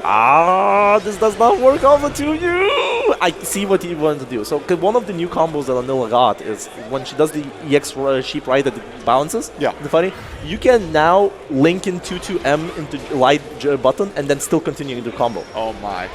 Yeah, so she now has corner to corner. Coast to coast. Oh, what a bait. Able to jump right over the DP there.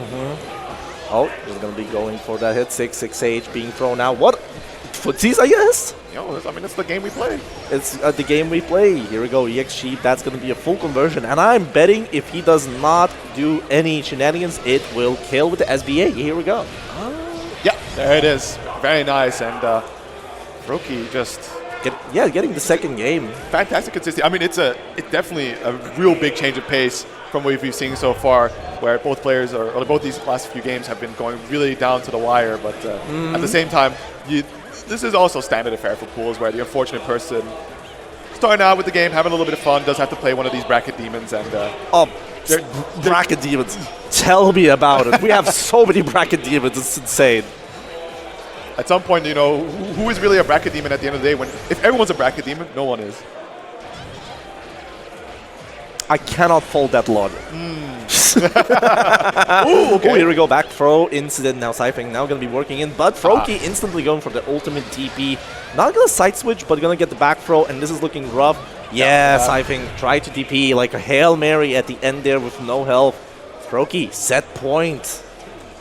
Just the life lead is, emboldening a lot of decisions from Froki's side, where it's like rarely has he been put on a defensive situation, so Siping is very eager to take that situation and finally run some pressure. And Froki says, like, you know what, you worked very hard for this. It would be a shame if you lost it. Yeah, definitely. Here we go, playing some -2. Oh, guard button pressing has happened, but Spodge meta does not work. Okay, breathe, alright, breathe. Breathe. It's okay. It's okay, it's okay.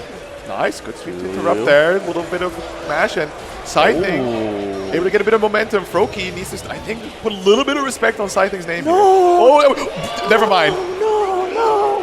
Siping! I think Froki heard that as a challenge. No. The thing is, Siping had a really good position there to kill with Super, but now the side switch out of it is going to make Froki pulling out a full combo into SSBA. Are you okay, Buster Sheep? And with punishing the 2, with it, Froki 3-0 taking over Siping. Gonna be pushing him to loser's bracket. We'll see how that turns out for him. I think a closing remark for this is that being at an offline, you are bound to meet some of the more veteran, right, seasoned Granblue players. This is the prime opportunity to pick their brain about the game. Whatever you just happened, right, like take that set right now. I think you should just pull Froki aside. It's like, yo, talk me through it. What happened? Tell me how to play this against the sheep man. Exactly. Like if there's one character who's just absolutely your demon, just find that person that plays that, and chances are they're more than happy to explain how to play against their character. Because at the end of the day, it's a rising tides mentality, right? Like if people know how to play against my character, it will keep me in check. Make sure that I'm not going to go and do anything too crazy, that when I do finally end up playing against somebody that does know the answers, I'm not bogged down into gimmicks. Also, it's basically just a way to improve to yourself as well. Yeah. And also, you have to remember, the scene of GC is there for a reason. So, community. Community. Help each other out. Exactly. We're all competitive here, yes, and sometimes you will have certain types of people that may or may not help.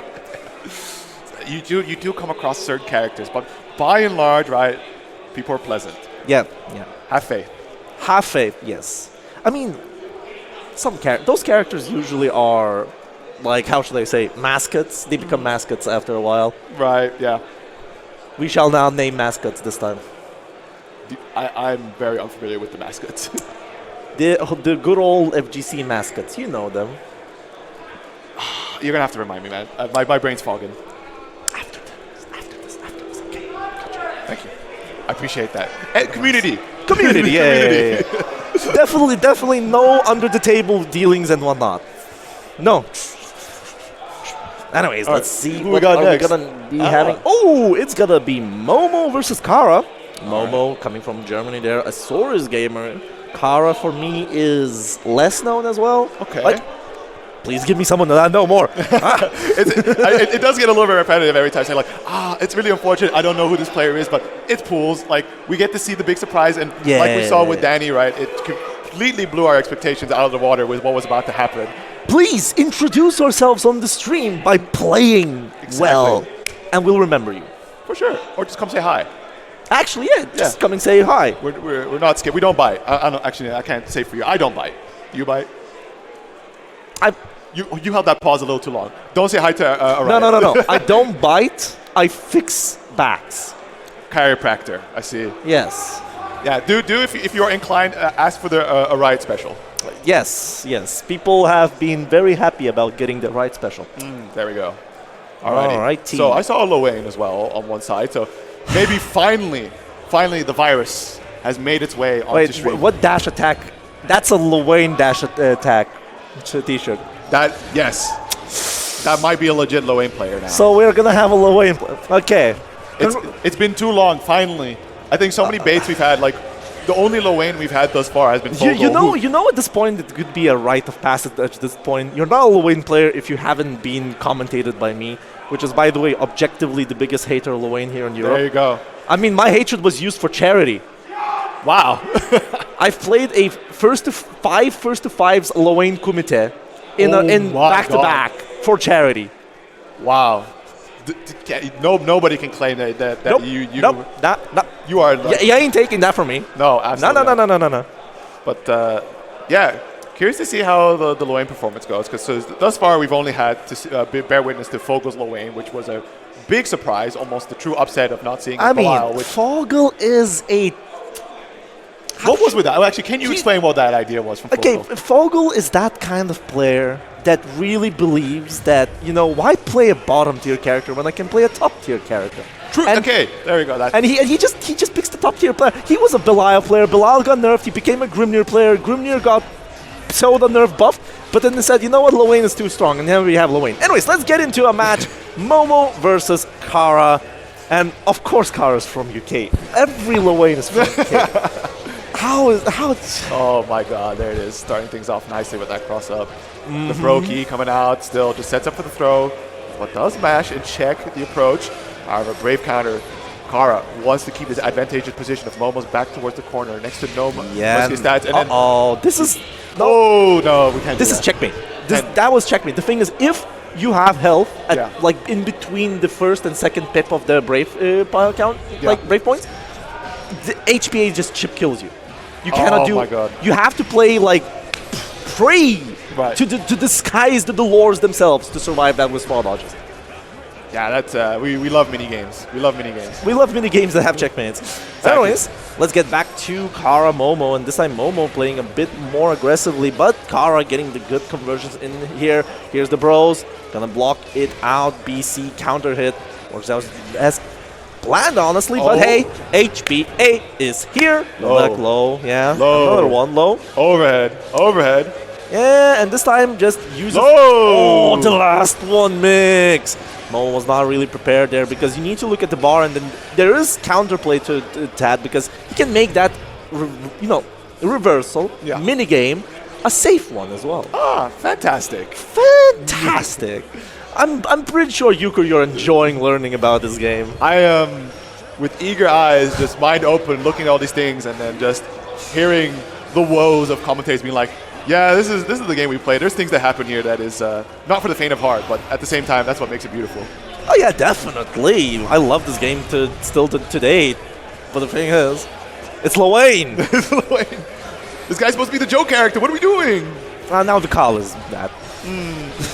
True, actually, they're real funny. Look at this, gonna go for damage. Goes for a reset here, but now looking very rough. Goes for another HPA because we love to see it. It's not going to be just checkmate yet because now Kara is getting, look at the chip damage as well. Oh! Why? Momo, you had to. Momo tried to punish the HPA empty, went for the ultimate dash punch, which did not armor it, by the way. Oh, no. So, because of it, Kara getting that good round back. Ah, there we go. Okay. Oh, nice parries there. Yeah. Playing around that autopilot conversion. And we love Caterpillar, by the way. Catabot just saying, like, cool interaction. Be shame if I was still active. Yeah, nice conversion into EX Awesome Sauce with threading the needle there in between the bros. Momo keeping up the pressure. Cross up. Side switching. Yeah, but Momo does have the advantage here, but dash punches right into the back throw incident, and again, human pyramid attack. We go for the mix-ups. Overhead. It doesn't even matter. Like, it's gonna be all overhead. Are you seeing the chip damage? Like, look at the chip damage, man. Okay, Momo with the clutch at the end. Yeah, he ran up for the throw there. Kara tried to go for the EX parry, which honestly is both the best and the worst parry in the game simultaneously. Mostly because you can cancel off your button off the parry. Yeah. So you basically can cancel the spot dodge and be -2, which is yay. Yay. But at the same time, it has no recovery whatsoever.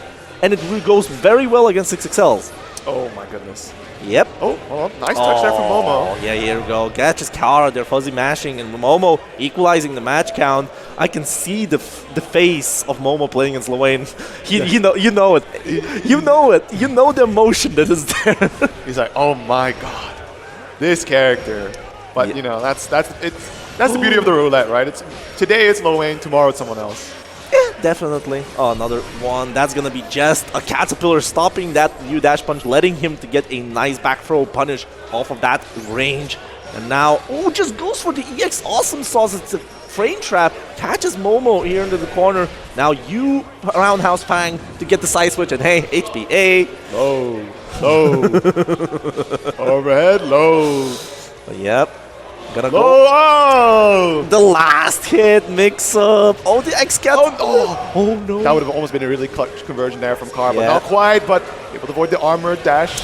And the bros just coming in clutch with the whip punish. Kara, positioned to extend the lead once more in the set. Yep, definitely looking pretty good. EX Awesome Sauce just goes to parry. That wasn't even spaced out. It was -5. Like, I guess Momo just really did not believe in the punish. At some point, he's like, I'm going to look for other positions where I can find success and openings. Yeah, here we go. Spot dodge cancel, and that's a nice EX dash punch. Look at the damage out of this, by the way. Sora is a machine when it comes to damage numbers. Plus frames, not really using it, playing very careful, and now... wow! The gut punch. Not even a liver punch at this point. Liver blow, yeah. What could Akara have been looking for there to get countered like that? Probably just fuzzy mashing. We've seen Kara just getting fuzzy mashed in general in a lot of positions. Right. And that is what Momo has been using to his advantage in general. I see. Oh, catches the backdash. Just gonna armor. Oh! Okay, I respect the man, like, manning it up. Just going through the U-bros like that. Oh! Nice, yes. Yeah, gonna... 5U, very nice. Goes for the full basketball combo here. No, wait, never mind. Yeah, oh, that's enough, that's enough, that's enough. Yeah, he used 2 Raging Strikes just to prolong the combo enough to get a good roundhouse fang into linking the ultimate skill. Because linking ultimate skills, 10% extra damage on technical. Oh, okay. Like, that's like optimization of damage for him. Very nicely done, then. Ooh, just flex on him, 668. Oh, showed him. Looking at right now at the 2-1 from Momo. There we go, playing into the corner, Kara switching the sides, and this is going to be a nice damage chunk. Bros up, goes for a cheeky throw attempt. Kara playing it safe. EX Awesome Sauce gets punished. Back throw, but hey, HBA. Like it. You start laying on that chip damage a bit. Slowly but surely, get that life deficit going. Oh, did not end it safe there, and Momo getting a nice punish, and as well, the Sora's install getting dug good. It's in. He's faster. He has more defense. He heals when he goes into SSB, depending on the stacks as well. Very nice there, but Momo, it looked very rough in the opening there, but it seems to be the adaptations are working out quite nicely here. And yeah, the baits on the parries as well. Super helpful. Doesn't quite get the full link there, but nevertheless has Kara trapped in the corner, just hammering down with his pressure. Although Kara finds the escape. Yeah. The back throw, able to reverse things around, but the U kick there for that reversal swaps the side. Really very important for him. But now Kara running out of resources here. 1 BP left, really. And has to deal with Momo with a lot of health. Not getting the ultimate rock smash, baiting that throw, getting the full conversion out of it, and a 3-2-1 Momo, sending Kara to the losers. Fantastic stuff there. That is what you like to see for sure. Like a clean adaptation where you sit down and it's like, okay, let's get the ball rolling, a little bit of the diesel engine, right? Warm up a bit, see some things happen, let the opponent reveal their hand, and you say like, all right, I got it now. But the thing is, that's what how Momo plays, and Sora's in general. Sora's is a slower character, he's a brawler character, slugger even if you call it. Right. But when he revs up, as you said, machine of death. Right, yeah. Just dishes out, plus mids, chip damage, pressure, like any hit that you get, you explode. Like, that's the character he's playing. And we've seen a lot of really good conversions in that Kara match in general. Yeah. Absolutely. So, great to see that coming out from Momo here as we're going to be waiting on for our next game. Yeah. Our bracket has been going quite smoothly for the most part, I would say. Yeah. Like we have a lot. I think we're charging along quite nicely. I mean, it deserves to be said that, shout outs to the AUTplayed crew, because they're working overtime. They're working overtime. We're working so hard, especially as I got peeking behind the curtain, right? They've really leveled up their whole efforts, the invisible efforts, right? Because like right now they're all over the crew, the TOs, the stream monsters. They're making sure that everything's running as smooth as possible. And I made sure as well when I walked in this morning to take a little peek and watch the electrical situation, right? Because we all know the feedback from 2025. It was like a little rough, but man, bigger hall here at the venue, and the electric looks to be phenomenal. Oh yeah, definitely. Taking in the feedback is important, and that's the mark of the virtual dojo Vienna, which is the local FGC here that it actually takes over most of the organization. And speaking about that, we have one of its members sitting down there, Memphilis, on that Bubs, and going to be playing against Beyond Toki, a Narmaya gamer. Okay, how should I say about Beyond Toki? Tell me. Remember I said about the personalities with the Desili and Dudikov, how I would say, like, that Desili is a proud hater. Beyond Toki is the person that ignites very fast and, like, burns very fast and goes back. Like, he has these moments of spikes of, why did you do this here? But it worked out. Right. Out of, like, pure spite. And then afterwards, he just goes back into the normal, like, neutral, calm kind of play. That can really throw off a person. Yes. Because, like, Indeed, I think it ties a bit back to the set we watched of Default, where the moment that he was able to catch Yuna off guard were just these crazy spikes of aggression that really she didn't know what to make of it, but ultimately it settled down in a bit. So when you're really bogged down focusing hard on the calm and collected safe options that are being thrown, and suddenly Haymaker, a Haymaker comes out, you're like, what? Yeah, how? What? Why? Huh? Sure, okay, but why am I dead? Yeah, exactly. This is like what Piontoki is, and Narmaya has a lot of abilities to do that as well. But at the same time, you have to figure that Memphis, we genuinely have 2 Bubs players, like prominent Bubs players. Right. Well, 3 if you count Zeno as well. Okay. Zeno is, I think, in the combination of these 2 other players. The first one was Kei Katakoi, a very beloved tournament organizer in the community. But at the same time, he was the dive master. Like, my man, what's the time, huh? It's time to dive. Memphis, on the other hand, is a more grounded kind of Bubs. But now with all of the changes over time, how it changed, it's harder to judge how Bubs should be played correctly. But at the same time, that's where his strengths come in. He has oppressive projectile game. He has oppressive in the air. Yeah. He's oppressive in general. And now he has legs. He jumps far as well. Like, he does have a lot of tools. But at the same time, Narmaya, one of the best anti-zoner characters when you think about it. Right, yeah. Ultimate Transient, gone. Chef's kiss. Here we go. So, Memphis is going to be playing that Piontoki. And now he's just going for that defense. But AM Karma, spot dodging it too early. Going to get himself a nice Raging Strike conversion out of it into hard knockdown. Damage is being done. Goes for oh no! But Toki really not going for the SSBA just to get the VP gone. He's just going for the Ultimate Setsuna just to put the Memphis in the corner. Oh, that was brave! EX dive, health is going down. Ultimate Setsuna, yeah, here we go. One of the anti-zoning tools that she has. What? Piontoki moment? I mean, I guess listen, he's dead. He's dead. It worked. It is Piontoki moment right here. Like, bro. You talked about it. We get to see a crazy option. Surely trying to bait or some kind of response, but yeah, I didn't bait a response. I think he just tried to be delayed on the jump in there, and the thing is, because of the momentum he had, this was like a 9mm Uzi drive-by, making Memphis to misjudge the Raging Strike position, which was a punish. Like, I guess it works out. Hey, can't knock it if it works. That's always the classic. It may be very frustrating to see some crazy options being leveraged, but at the end of the day, that's on you for Echo's not being prepared for it. Yeah, but now look at this. Ultimate Transient not working out as he intended. It's a lot of damage. Not a lot of work. Backdash out of it, but still, health is gone, and avoiding chip against Bubs is not an option. It's very hard. You have to be very prepared. So Piontoki was already in this bad position this whole round.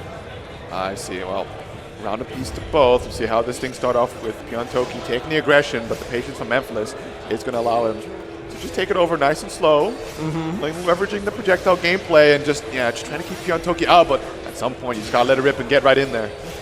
Yeah. Ooh. Rolling that position, not working out. EX Ultimate Chaos Caliber is really good at catching these spot dodges in general at that range, but hey, we're going to get a nice little Setsuna conversion. And Toki going for a reset there. Like, he only does the resets most of the time on that position. Mostly because it's a restand. Right. Oh, ultimate. Let's not have any of that. Good run up. If they get that conversion going as well. Full extension and baits out the throw. Oh no! The bunt! Ghost just doubles down on it. Goes for the Ultimate Chaos Caliber. Not enough just to kill. Just close by. Yo. Waits the super? Ooh. Wow. Memphis. I told you, like, Memphis is now great adaptation there to the Tokis. I said, the flare-ups. Yeah. The idea is that Toki wanted to react to the cancel, to use super to react to the cancel. Yeah. It would have killed, but the Memphis just decided, oh, you have 100 bar, and this is like a very high momentum game. I might as well just spot dodge cancel. Yeah. Which it's safe, kinda. You need like a very specific call out to punish it. Yeah. But at the same time, like, he's fine, and that's what happened. Memphis with the first match. I mean, that's just the comfort to also be able to just observe, check the resources, understand your opponent, and make the correct decisions here. Unfortunately, not going to work out this time. Again, Toki, good bit of damage. We see the dive kicks come out. Yep, you see, Ultimate Transient. Really good position there. Gonna go for TK -8. Interesting. Memphis was not prepared there, but still, health at disadvantage is racking up. But hey, Toki still challenging. Toki, as I said, when Toki flares up, he just goes for these crazy brave actions. And, you know, mashing on Narmaya is very strong when you think about it. Mostly because she does not have a proximity light button. Okay. So that means if she hits her light button, it's gonna always go into auto combo. Ah, okay. Yeah, that's how it works. Lancelot, Versusia, Narmaya, that's how it basically works. And Toki really tries to use that to his advantage. And look at this. Back-to-back rounds compared to the previous one. A way different show, playing a lot more aggressively, not letting Memphis to start his own game. Yeah, and when he does start, immediately those BPs, but we see the ultimate flash kick come out. Yeah, the ultimate DP covering both sides there. Probably one of the stronger tools against the flip that Narmaya has. And they gave her an air stall, and she will use the air stall. This is going to look into ultimate Setsuna conversion, and yeah, the combo is still not over. We're going to be reconverting that and see, far light. Doesn't matter how far away, it's going to be converting. And with that, Toki, 1-2-1. Very nicely done there. So Memphis taking a moment to think about, like, what did I do in that first game that worked out so nicely? Where is the gap here now as we go straight into the third game? Oh, it's definitely, I would say that Memphis has to figure out how to stop Toki. Because now Toki is starting to feel the momentum, you know? Yeah. Starting to feel that he can basically press on most of the situations because Memphis is respecting a lot of Toki shenanigans. I see, right. That makes sense. Feel it out in the first game. However, Memphis, a little bit of a life advantage, does get this dive kick, not quite a punish, but nevertheless corner pressure and... See? The mash into Really the auto good. combo. Oh, almost getting the good conversion, and now just spaghetti all around between these two players, and also getting hit by the straight feather there. Toki probably tried to go for the ultimate moonflip to avoid it or something. You know, some reactionary option. Yeah. Okay, Scam Flash. DP is too weak. Yeah, go for the second. If DP doesn't work, DP second time. Why not? Why not? Okay. A bit of control, but there's the DP from Toki. Trying to escape. I think that was an unfortunate anti-air attempt there, but ooh, hold on. Yeah, you can punish it like that. Converse off of Stray Feather, the Excalibur. Ready for that first hit to connect there, opting to go for the dive kick reset, and that gives Toki the opportunity. Comedy! We're laughing here, ladies and gentlemen, into Wake Up Command Grab Super. With it, Memphis getting the second match to himself. This is a good lead to see once again the kind of adaptations he was proud to be receiving here. Yeah. As now, one game away from sending Toki down. There we go, slashes in the corner, and now Toki, boom, pumping up those throw games. The XDP just to get out of the corner with the teleport, but unfortunately misses the punish on the ultimate moonflip. Really not expecting those timings. I would expect them too. They are coming at very random timings, honestly. Very tough indeed there. Oh no, that's a critical error there. That flash kick not connecting. Look at Toki immediately going for the kill here. No, not yet. Did not have meter to go for the Raging Strike, Raging Chains. But does not matter. The health disadvantage. Reaction? Wait, reaction? This animates. This animates. 2 BP gone just like that. And now Memphis has a chance to mount a comeback here. Yeah, one solid hit and all that bonus damage you're going to receive. Can't close things out, but all the missed time. That is so sad. That is so sad for Memphis. Missed the median, but at the same time, Toki also showing that he's not afraid to press on Wake Up. And listen, he got a whole another round ahead of him if Memphis happens to take that. So yeah. He's not worried. It's only going to matter when it's, I think, the dead last situation. Even then, the way you've been describing this player, it still doesn't matter. Oh, MDP. It kind of like catches people off guard with how long it is, but if you, with enough discipline, you can just work around it. Now Memphis, loads of health gone there and having to play against...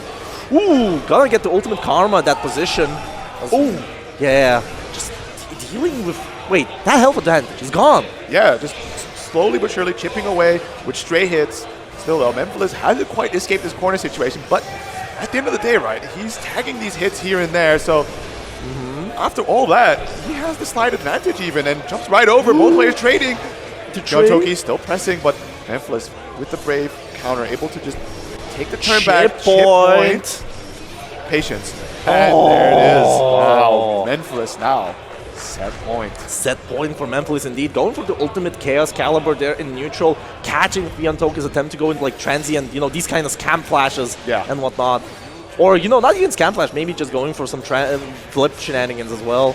But at the same time, Memphis is now controlling Toki at his best ability. Ooh. But he made the mistake of trying to untier the flip, and now he's going to be paying for it into a full conversion. Still no meter to get a restand, so this is going to be a kill. Yeah, Toki had to use a very awkward combo to work with it. Hold up. Uh-oh. Wait. I actually understand what happened there. He had 2 BP there. The super would have killed if he went to command grab. He had to jump. That was a 50-50 situation for him. Oh. And he was wrong. 3-1. My goodness. Memphis. What fantastic stuff there. Able to just find a through line through some of the flare-ups, like you said. And especially, I think that one situation was so interesting where stuck in the corner, Piantoki was definitely trying to just get through, keep that pressure going where Memphis was in a really tough spot. But just the timing was slightly off, and we see these stray hits ticking away at Piantoki's health. And suddenly, like you said, the health disadvantage disappeared. It's gone, and then it converted into an advantage. Yeah. The thing is, because Toki wanted to play at that specific range against Bubs, which is his strongest range, honestly. You saw those Chaos Calibers. You saw those Ultimate Karmas. Yeah. Like, at that range, they're unblockable. Yeah. And the other thing is that you have to take the chip if it's going to be like a feather into Ultimate Chaos Caliber. So it was... I think Toki could have played a bit better in that matchup. Right. But at the same time, we've seen Toki's like aggressive flaring up playstyle, which, I think Memphis was sweating bullets there, man. Yeah, it's definitely a treat, especially for like stream, right? Just to be able to see some player go with a very crazy option. Everyone goes wild. The damage is incredible. It's cinema, fighting games. We love this. We live for this. This is it. Now we're going to be looking at a interesting setup here. It's going to be Citizen versus Luca. All right.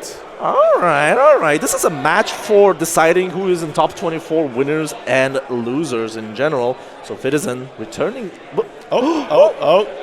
Mine. Snivy. Yeah. Here we go. This is now given the artifact, and he's probably giving us to say nice things about Luca and giving him power that way. We are bribable. We are bribable. We can be bought off with plushes. That lets us know. Yeah, exactly. There they are. Nice and safe. All right, so say the nice things about Luca now. Can we make it lean against 2 He's a near player. Oh, hold on. That's kind of that. What do you want me to say? He's a near player, Italian. Okay.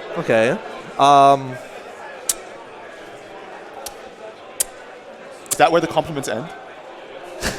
Nah, I'm joking. The thing is, Luca has been improving quite steadily. He had a bad online experience in general because Italian internet infrastructure was not really that great in a sense. So, but at the same time, he did persevere. He likes the community. He has been coming to the events. He's been playing steadily and he had some very good runs in the past as well.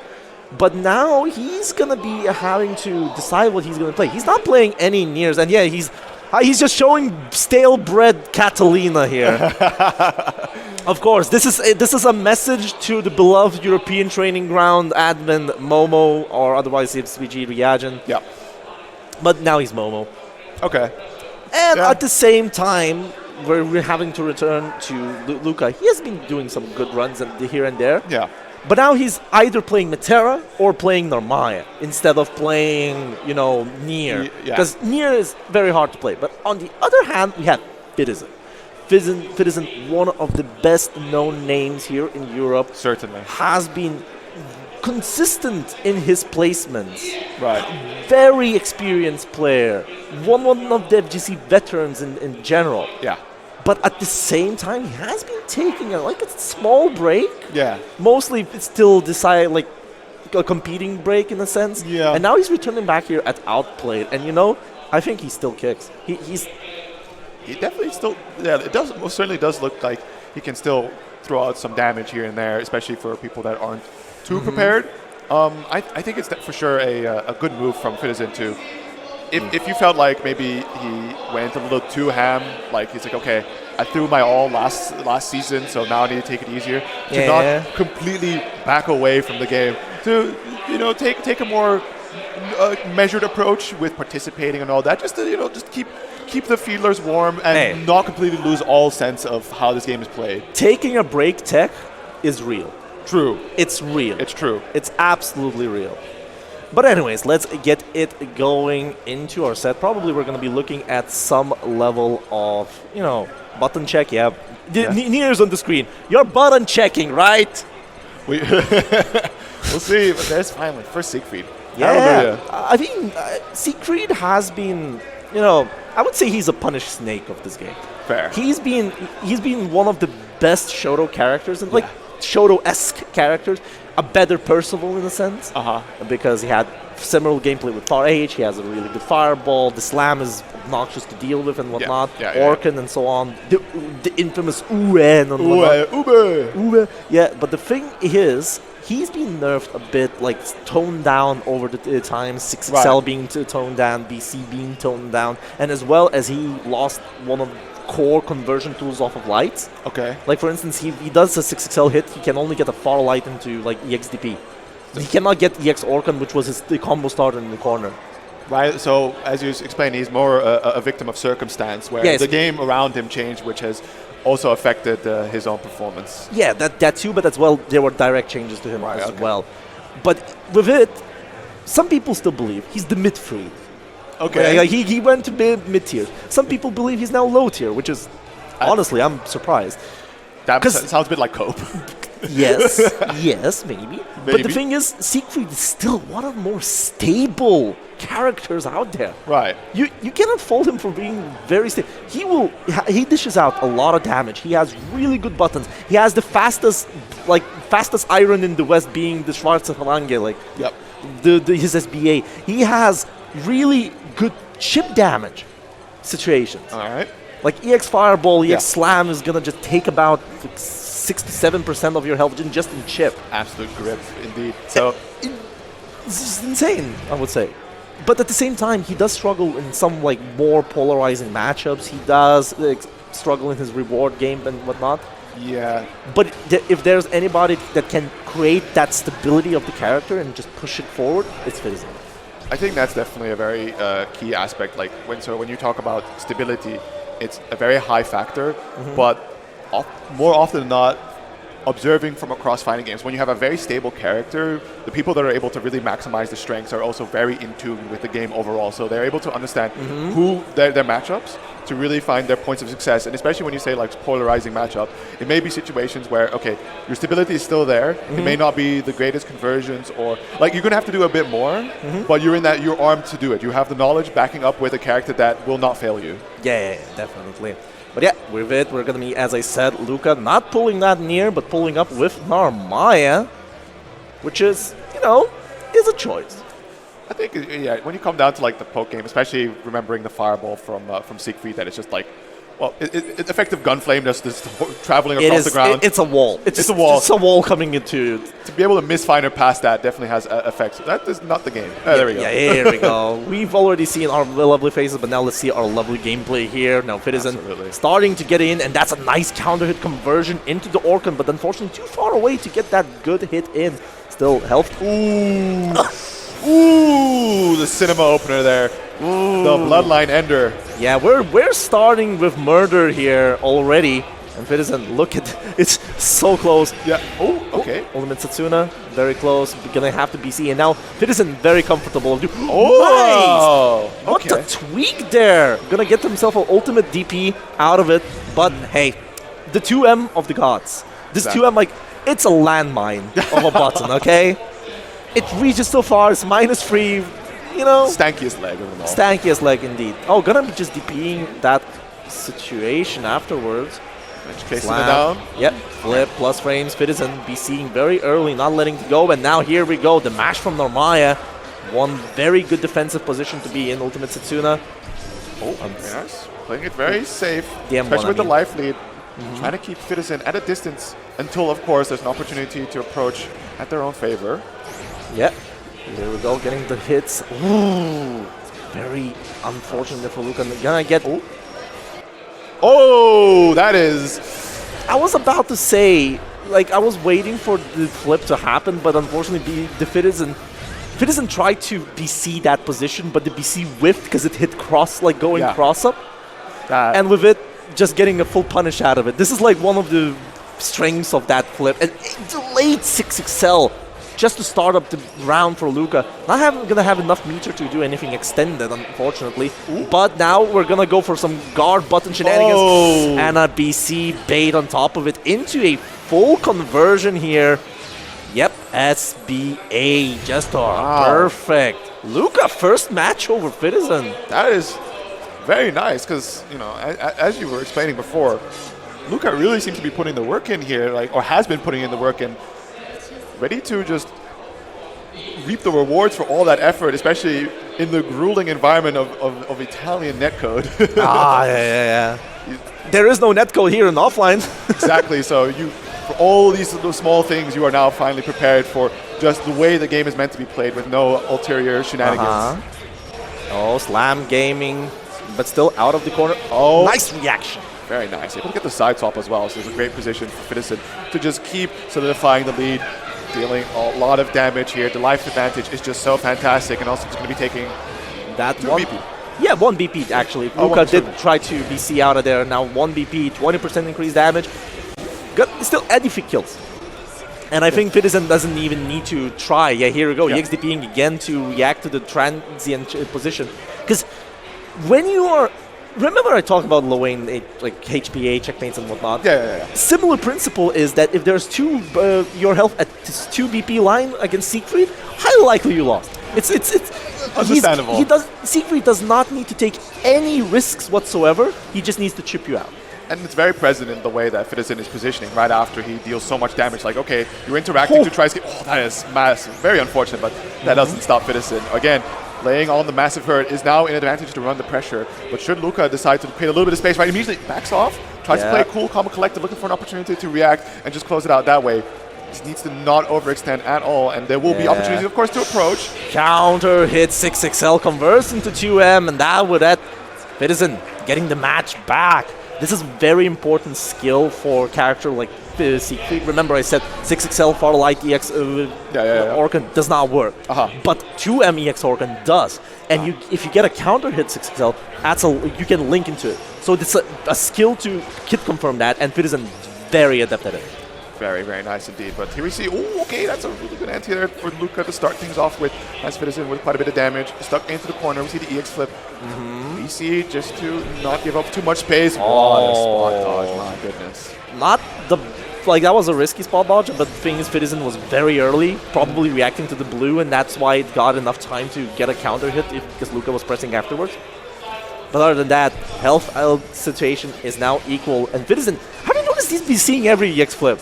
Yeah, I think he just does not want to deal with that plus situation. It's like, if I can avoid it, let's just get you away. Who wants to deal with plus frame situations? That's true. That's true. I mean, it's a resource to be expended. Might as well try to use it. But, man, if you do eat some of these anti-airs, with all that bonus damage you're allowing, it can still allow for your opponent to win. So, sure, Fitizen is BCing a lot of these plus frames, but at the end of the day, was hemorrhaging quite a bit of health through these other interactions. Yeah, definitely. 2M pressure coming now. Luca gets the good hit in, but does not believe in it. That could have been very big starter for Luca. And now Fitizen getting Luca in the corner, and with it, keeping up the damage numbers. Look at this. Luca, very, very brave, honestly, because if Fitizen got a hit in there, Luca would die. Lights out. All right. Nice. Again, BC's Fitizen trying to force back presence here, able to just narrowly avoid the U skill there. I think that was an unfortunate misclick there, but because of the mid-screen combo, Seeker doesn't particularly have in much, and Luca tried to tweak something there and probably misjudged it. Round to each. I love that. Just the far heavy, just a big stab into the slam. Just a fantastic frame trap here. Man, Luca with the anti-air game, honestly. Yeah, it's been really good from what we've seen from Luca. Anti-air game definitely on point. A lot of strong momentum early on, but Fitizen does find these small interactions, right? The consistency of Siegfried, as well as just the experience on Fitizen's end to be able to just navigate a lot of these deficit situations to come out on top. But so far, Luca in a very strong position. We do see the BC starting to come out here, but there's quite a bit of health that Fiddison has to work back from. Yeah, another flip. Oh, Chuyu didn't really decide to do anything with it. Ultimate Setsuna, that's a close enough hit. Goes for the side switch. Last BP gone. Now just need to get one more hit. Luca not letting the slam to get in. Looking rough, but this time. No! No! No! No! No! No! No! No! No! I saw that. The thing is, it was the repeat of UFA to 2024, I would say. Oh wow, that's a while ago. Yeah, where Fiddison, when he needed a comeback, he just runs up SSBA, which is the otherwise known as Cocodrilo. Okay. Say. Like Sonic Sand really was a fan of using it. Okay. But at the same time, like, Luca knows, like, no risk needed to be taken. Yeah, just sit back. Not everything needs reaction. You learn to observe. Yeah, the thing is, it is just to call out the fuzzy option out of it. Yeah. But now Luca 2-1 ahead over Fiddison. Looking pretty rough. Oh, just 1-5L in Kagura stance. Oh my god, and tried to untier it as well. And this is just going to be a basketball combo, and Luca putting himself at the set point over Fiddison. That is most definitely an achievement to be really proud of. But the mission is not done yet. The mission is not done yet. Let's not get ahead of ourselves. One more round to go. Oh, the DP does not hit the flip. Working out, just intended, gonna go for the counter hit BC side switches, but the side gym does not hit. Unfortunately, looking rough. Ooh, gets the Orkan in. Yeah, Fiddison looking for alternatives to deal with the flip rather than constantly spending BCs. Ooh, interesting neutral jump. It works out for a decent amount, but it does put you back towards the corner, and Luca able to find the tag there. He's gonna start jumping into the resources here for a bit of damage, but the back throw instant. Nice effort, but it's your turn. Yeah, counter hit BC. Catches the backdash there with the fuzzy. Here we go. Again, delayed BCing after the EX flip. Not letting that plus frame situation to work out. Setsuna, that's an untier, and it's looking like a very good one. Good damage. And we're one more strike throw away.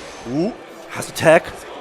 Play it slow. Oh, does not get the counter hit conversion out of that. Ultimate Setsuna puts at the chip point. Fiddison needs one more good hit. Oh! Almost! Almost! Fiddison jumps this and then the DP does not hit! Fiddison's still alive! Wow. Yeah, just wow. Next round.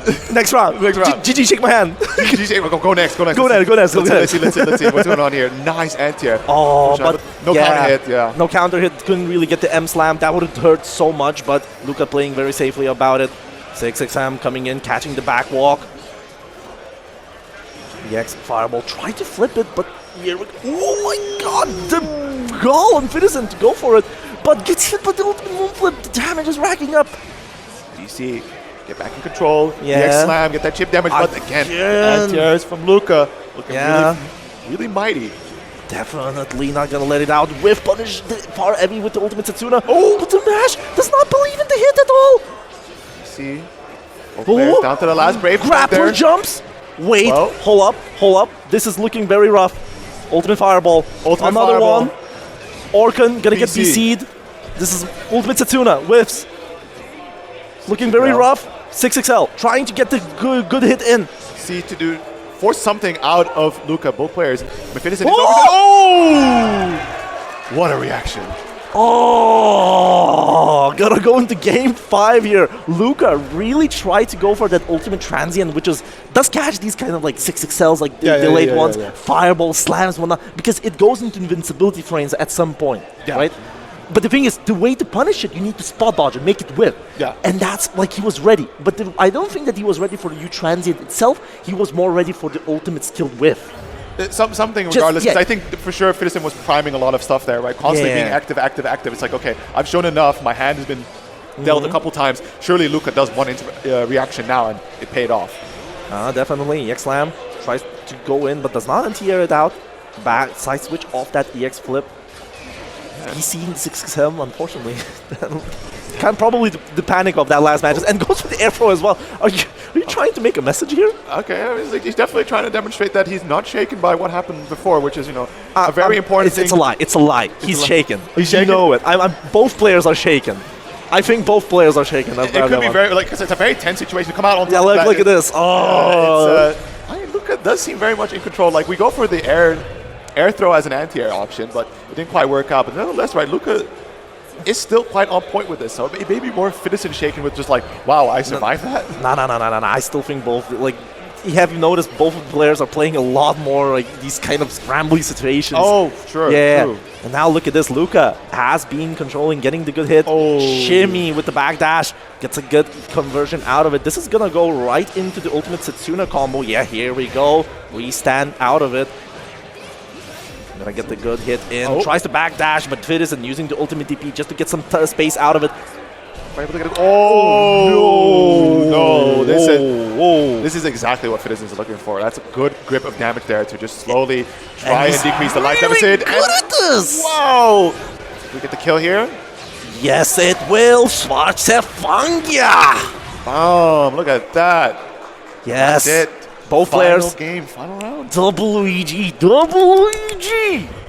Let's see how it goes. Starting things off very nicely here for Fiddison. Beautiful jump in, dragging Luka all the way to the corner. Just kick things off with and the parry. Yeah, going for Orcam parry there. Probably waiting for the DP because Luka has been representing that before. Flip, tries to anti-air it again. It's, again, the commitment from Fiddison to wanting to respond to the EX flip, but without having to use BP for it. Here we go. EX. Oh my. Ooh, counter hit goes. Oh, the stall. This time, yeah, we're using the air stalls now. And look, chip damage is racking up. 1 BP in Luka. Look at her. And the fastest iron in the West. Going for the SBA reaction to anything blue. And with that, Fiddison securing his 5th game at the 3-2, putting Luka at top 24 losers. Whoo. Maybe I cursed it. Maybe. You did. I mean, it's still a great showing from Luka, right? To be able to take Fiddison all the way down to the wire like that. So close, honestly. And we still have many games to go. This is like one of the first out of the second pool to go into the top 24. Wild ride ahead of us, because this is some really fantastic stuff. I think every game has been something really interesting to see, as it's either been incredible back and forth or just some really solid momentum to overcome the opponents. Coming here to collect the plush. Yeah, he's coming. Very good job. Good job, man. There's definitely a lot to look forward to from Luka, it seems. Yeah, and you know what? Remember to have fun. True. Having fun is at the end of the day what matters. Thank you. Yeah. Thank you. Oh, yeah! Oh, yeah! Alrighty. So, next up, let's see, who are we going to be? Are you kidding me? Tournament organizer, I wanted to have a talk with you. So, ladies and gentlemen, we are having ourselves Release Bogus versus Tugo Yuko, both of my demons in the bracket. I see how it is. And what else? Yes, it is going to be for top 24 winners and losers to determine who's going to be where. Right. Release Bogus won a Scottish Lewayne there. Absolute masher. I'm going to call him a masher. It's just kind of unfortunate that I think it might be a stream technical issue why there's no Scottish flag, because it's just some really dumb rule in the background. Every time. There is never a Scottish flag for the stream, huh? Yeah, because they just get all lumped in the UK, which is a very touchy subject for them. It is a touchy subject, indeed. But at the same time, we have to talk about... they're having fun. What are they counting down? Oh, push-ups. Oh, push-ups. Oh, they're playing the push-up game. All right. Yeah, over there, for the those without the visual cue, Under Night forcing push-ups on their plays, I assume for untech goal throws. I see. Yeah, situations of like, hey, you should be able to just tech this. Like, there's no reason to. You need to be punished. And with that training of like, okay, I don't want to do push-ups, you start paying attention. Yeah, to it. the community does its work. I don't know if there's something similar like that in Granblue. Like, No. There was only one thing in base Granblue in Lithuanian FGC where every time you get hit by the universal overhead while teching, you had to pay 10 cents to the other person. Yeah, that will add up, and at some point you hopefully learn. I gave €5 to one person. In total? In total. Oh my goodness. Did you learn in the end? No. Crazy. But anyways, let's get back to the other player, because we haven't talked about Tuho Juho, which is a Finnish yipper out there playing the UL. He's been in the Granblue forever, honestly, since the base game. Wow. Honestly, one of the old veterans as well. And his playstyle has evolved over the years in general. And they're going in, actually. Okay, I see. Straight to business here. Tuho Juho, already with the aggression, forcing Bogus into the BC. Does get the throw for the side swap. And you kind of want to be aggressive against Lowain. I understand. I mean, it's also just UL in general. Yeah. UL is a ball of energy, honestly, when you have to consider. Here we go, Hanarashi, Guren get the plus frames going. The Fox Flame shenanigans, trying to bait out the position out of Bogus. 668 Caterpillar. And now having to deal with the 8 auto combos, but Bogus pressing buttons there. That's a crouch confirm out of it. Tries to go for the third dance shenanigans, but hey, now you're gonna have to deal with the punish as HPA, but hey, does not really go for the finisher. Yeah, prefers instead, I think, to just try go for a better opener or just get these chip damages running. But nevertheless, right, at least Bogus in a strong position here. Has Tuho Juho back towards the corner and is able to finish things off with the hand. Tommy coming in and clutch there in the air, kind of getting the counter hit. Very nice. Honestly, one thing is that a jump gimping game for Yule is insane, and I think that what Tuho tried to get there was a jump heavy, just to clear the bro and just getting in. Right. Problem is that Lowain can still anti-air. Oh, here we go, bro wheel. BC, counter hit BCing afterwards. Anti-air EX parry, by the way, when Lowain players are too lazy about pressing 2H. Yes, I said that.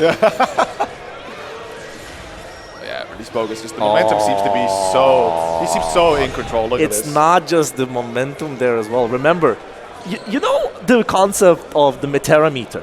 Yeah. You know the concept that applies to Lowain as well. Okay.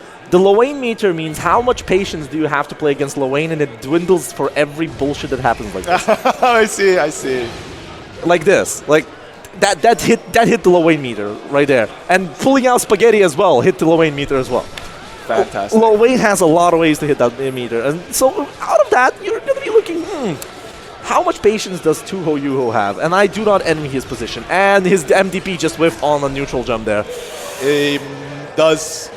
I'll take a look at it. It's not too rattled just yet, but it's definitely going to start adding up. Yeah.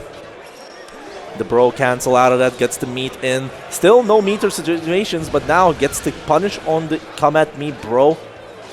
Hell, awesome sauce racking up. By the way, wait, I think this game is checkmate. You know why? Bogus doesn't need to do anything unless this kills. He needs to kill here. If he does not kill here, he's dead. We'll see. Yeah, he's dead. Okay. Okay. Clutch it out. Oh man, because the thing is, you would have to deal with Lowain going Iggy or HPA in that position, and that is rough. Even though with that low health, I would say if he survived the HPA, you can die in HPA actually. Yeah, it's armored only, so if you're able to find your hits in between. Yeah. Still risky when you have no health as well. Certainly. Yeah, blocks the overhead this time, the 50-50 of the Yules. DBing the Caterpillar, bro wheel comes in clutch here to get some space. Patience, Tuho Juho. The start targeting off quite nicely, but Bogus is able to find the out and an opening with it, using the U skill there to extend all the way towards the corner, and then we're in a tough bind here. Not just a tough bind as well, missing that BC off the Caterpillar because of the projectile no hit stop shenanigans. Gonna get the release Bogus that round that he needs to even that match here. Yeah, both around to their name, and release Bogus is in a position where he's able to extend the lead here. That would, plus frame galore. Bogus just playing that 6XL game. Pulls out a Spaghetti just because why not? Absolutely. It's like 10% chance to get a Spaghetti. And it's the highest heal. Like heals like, what, 2,000 health? Oh my goodness. Which is roughly 15%. That is a grip. Oh my goodness, Tugo not getting those BCs out. Raging Strikes are coming in, and this is gonna go into a hit low, bro, into the high. And yeah. Is not pleased. Yeah, the Lowain meter is getting dwindled there in spades. And now look at this, Bogus feeling confident in his position. 2-0 over Tugo Yugo, and now it's on Tugo to see if he can find the inner demon and then to keep this Lowain champion at bay. Had a few good opening reads here, but immediately Bogus does find an opportunity to bust on out though. However, Joe Yuho, this is looking pretty decent. But the parry there, and immediately momentum drops, does get thrown back towards the corner. It's going to be in a difficult position. Already has the BC quite a few times, down to the last BP point there. Yeah, oh, no punish there for Bogus, but this time gets thrown out, and yeah, he has to pull out the 8. Oh no. Gets the low hit, and that's the last BP, and this is looking rough. Bogus, set point over Tuho Yuho. And it's like, Tuho Yuho is not like a bad player by any stretch. No. Just the way this is being demonstrated here, like it's one of those cases where the score doesn't tell the whole story. However, Bogus is just really on point, just so aggressive, finding constant openings. The patience on Tuho Yuho is not sufficient, just getting constantly opened up by what seems to be mids as well. Oh, there's the heals, like all that effort? Nah.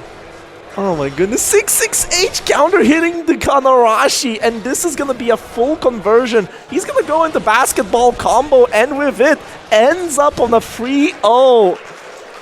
That's a very heartbreaking one for Tuho Yuho. Yes, Bogus going to get himself the top 24 winner side, and yeah, Tuho, I feel you. Don't worry. We see you, man. It's rough. I feel you. I got thrown out of this tournament by Lowain as well. Oh, no. I'll buy you a beer.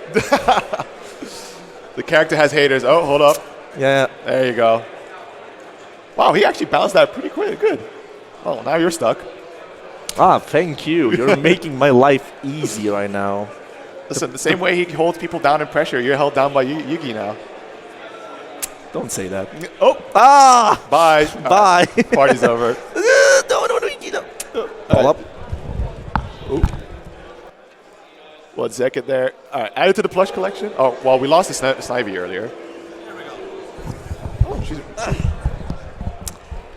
Even though Lowain is Lowain, we're saving Iggy, though. Okay? Remember, save Iggy. Save Iggy. All right. All right, T. Let's see what do we have else here. Because I don't know. There's a lot of place to go through. I'm verified as a human. Thanks, Star GG.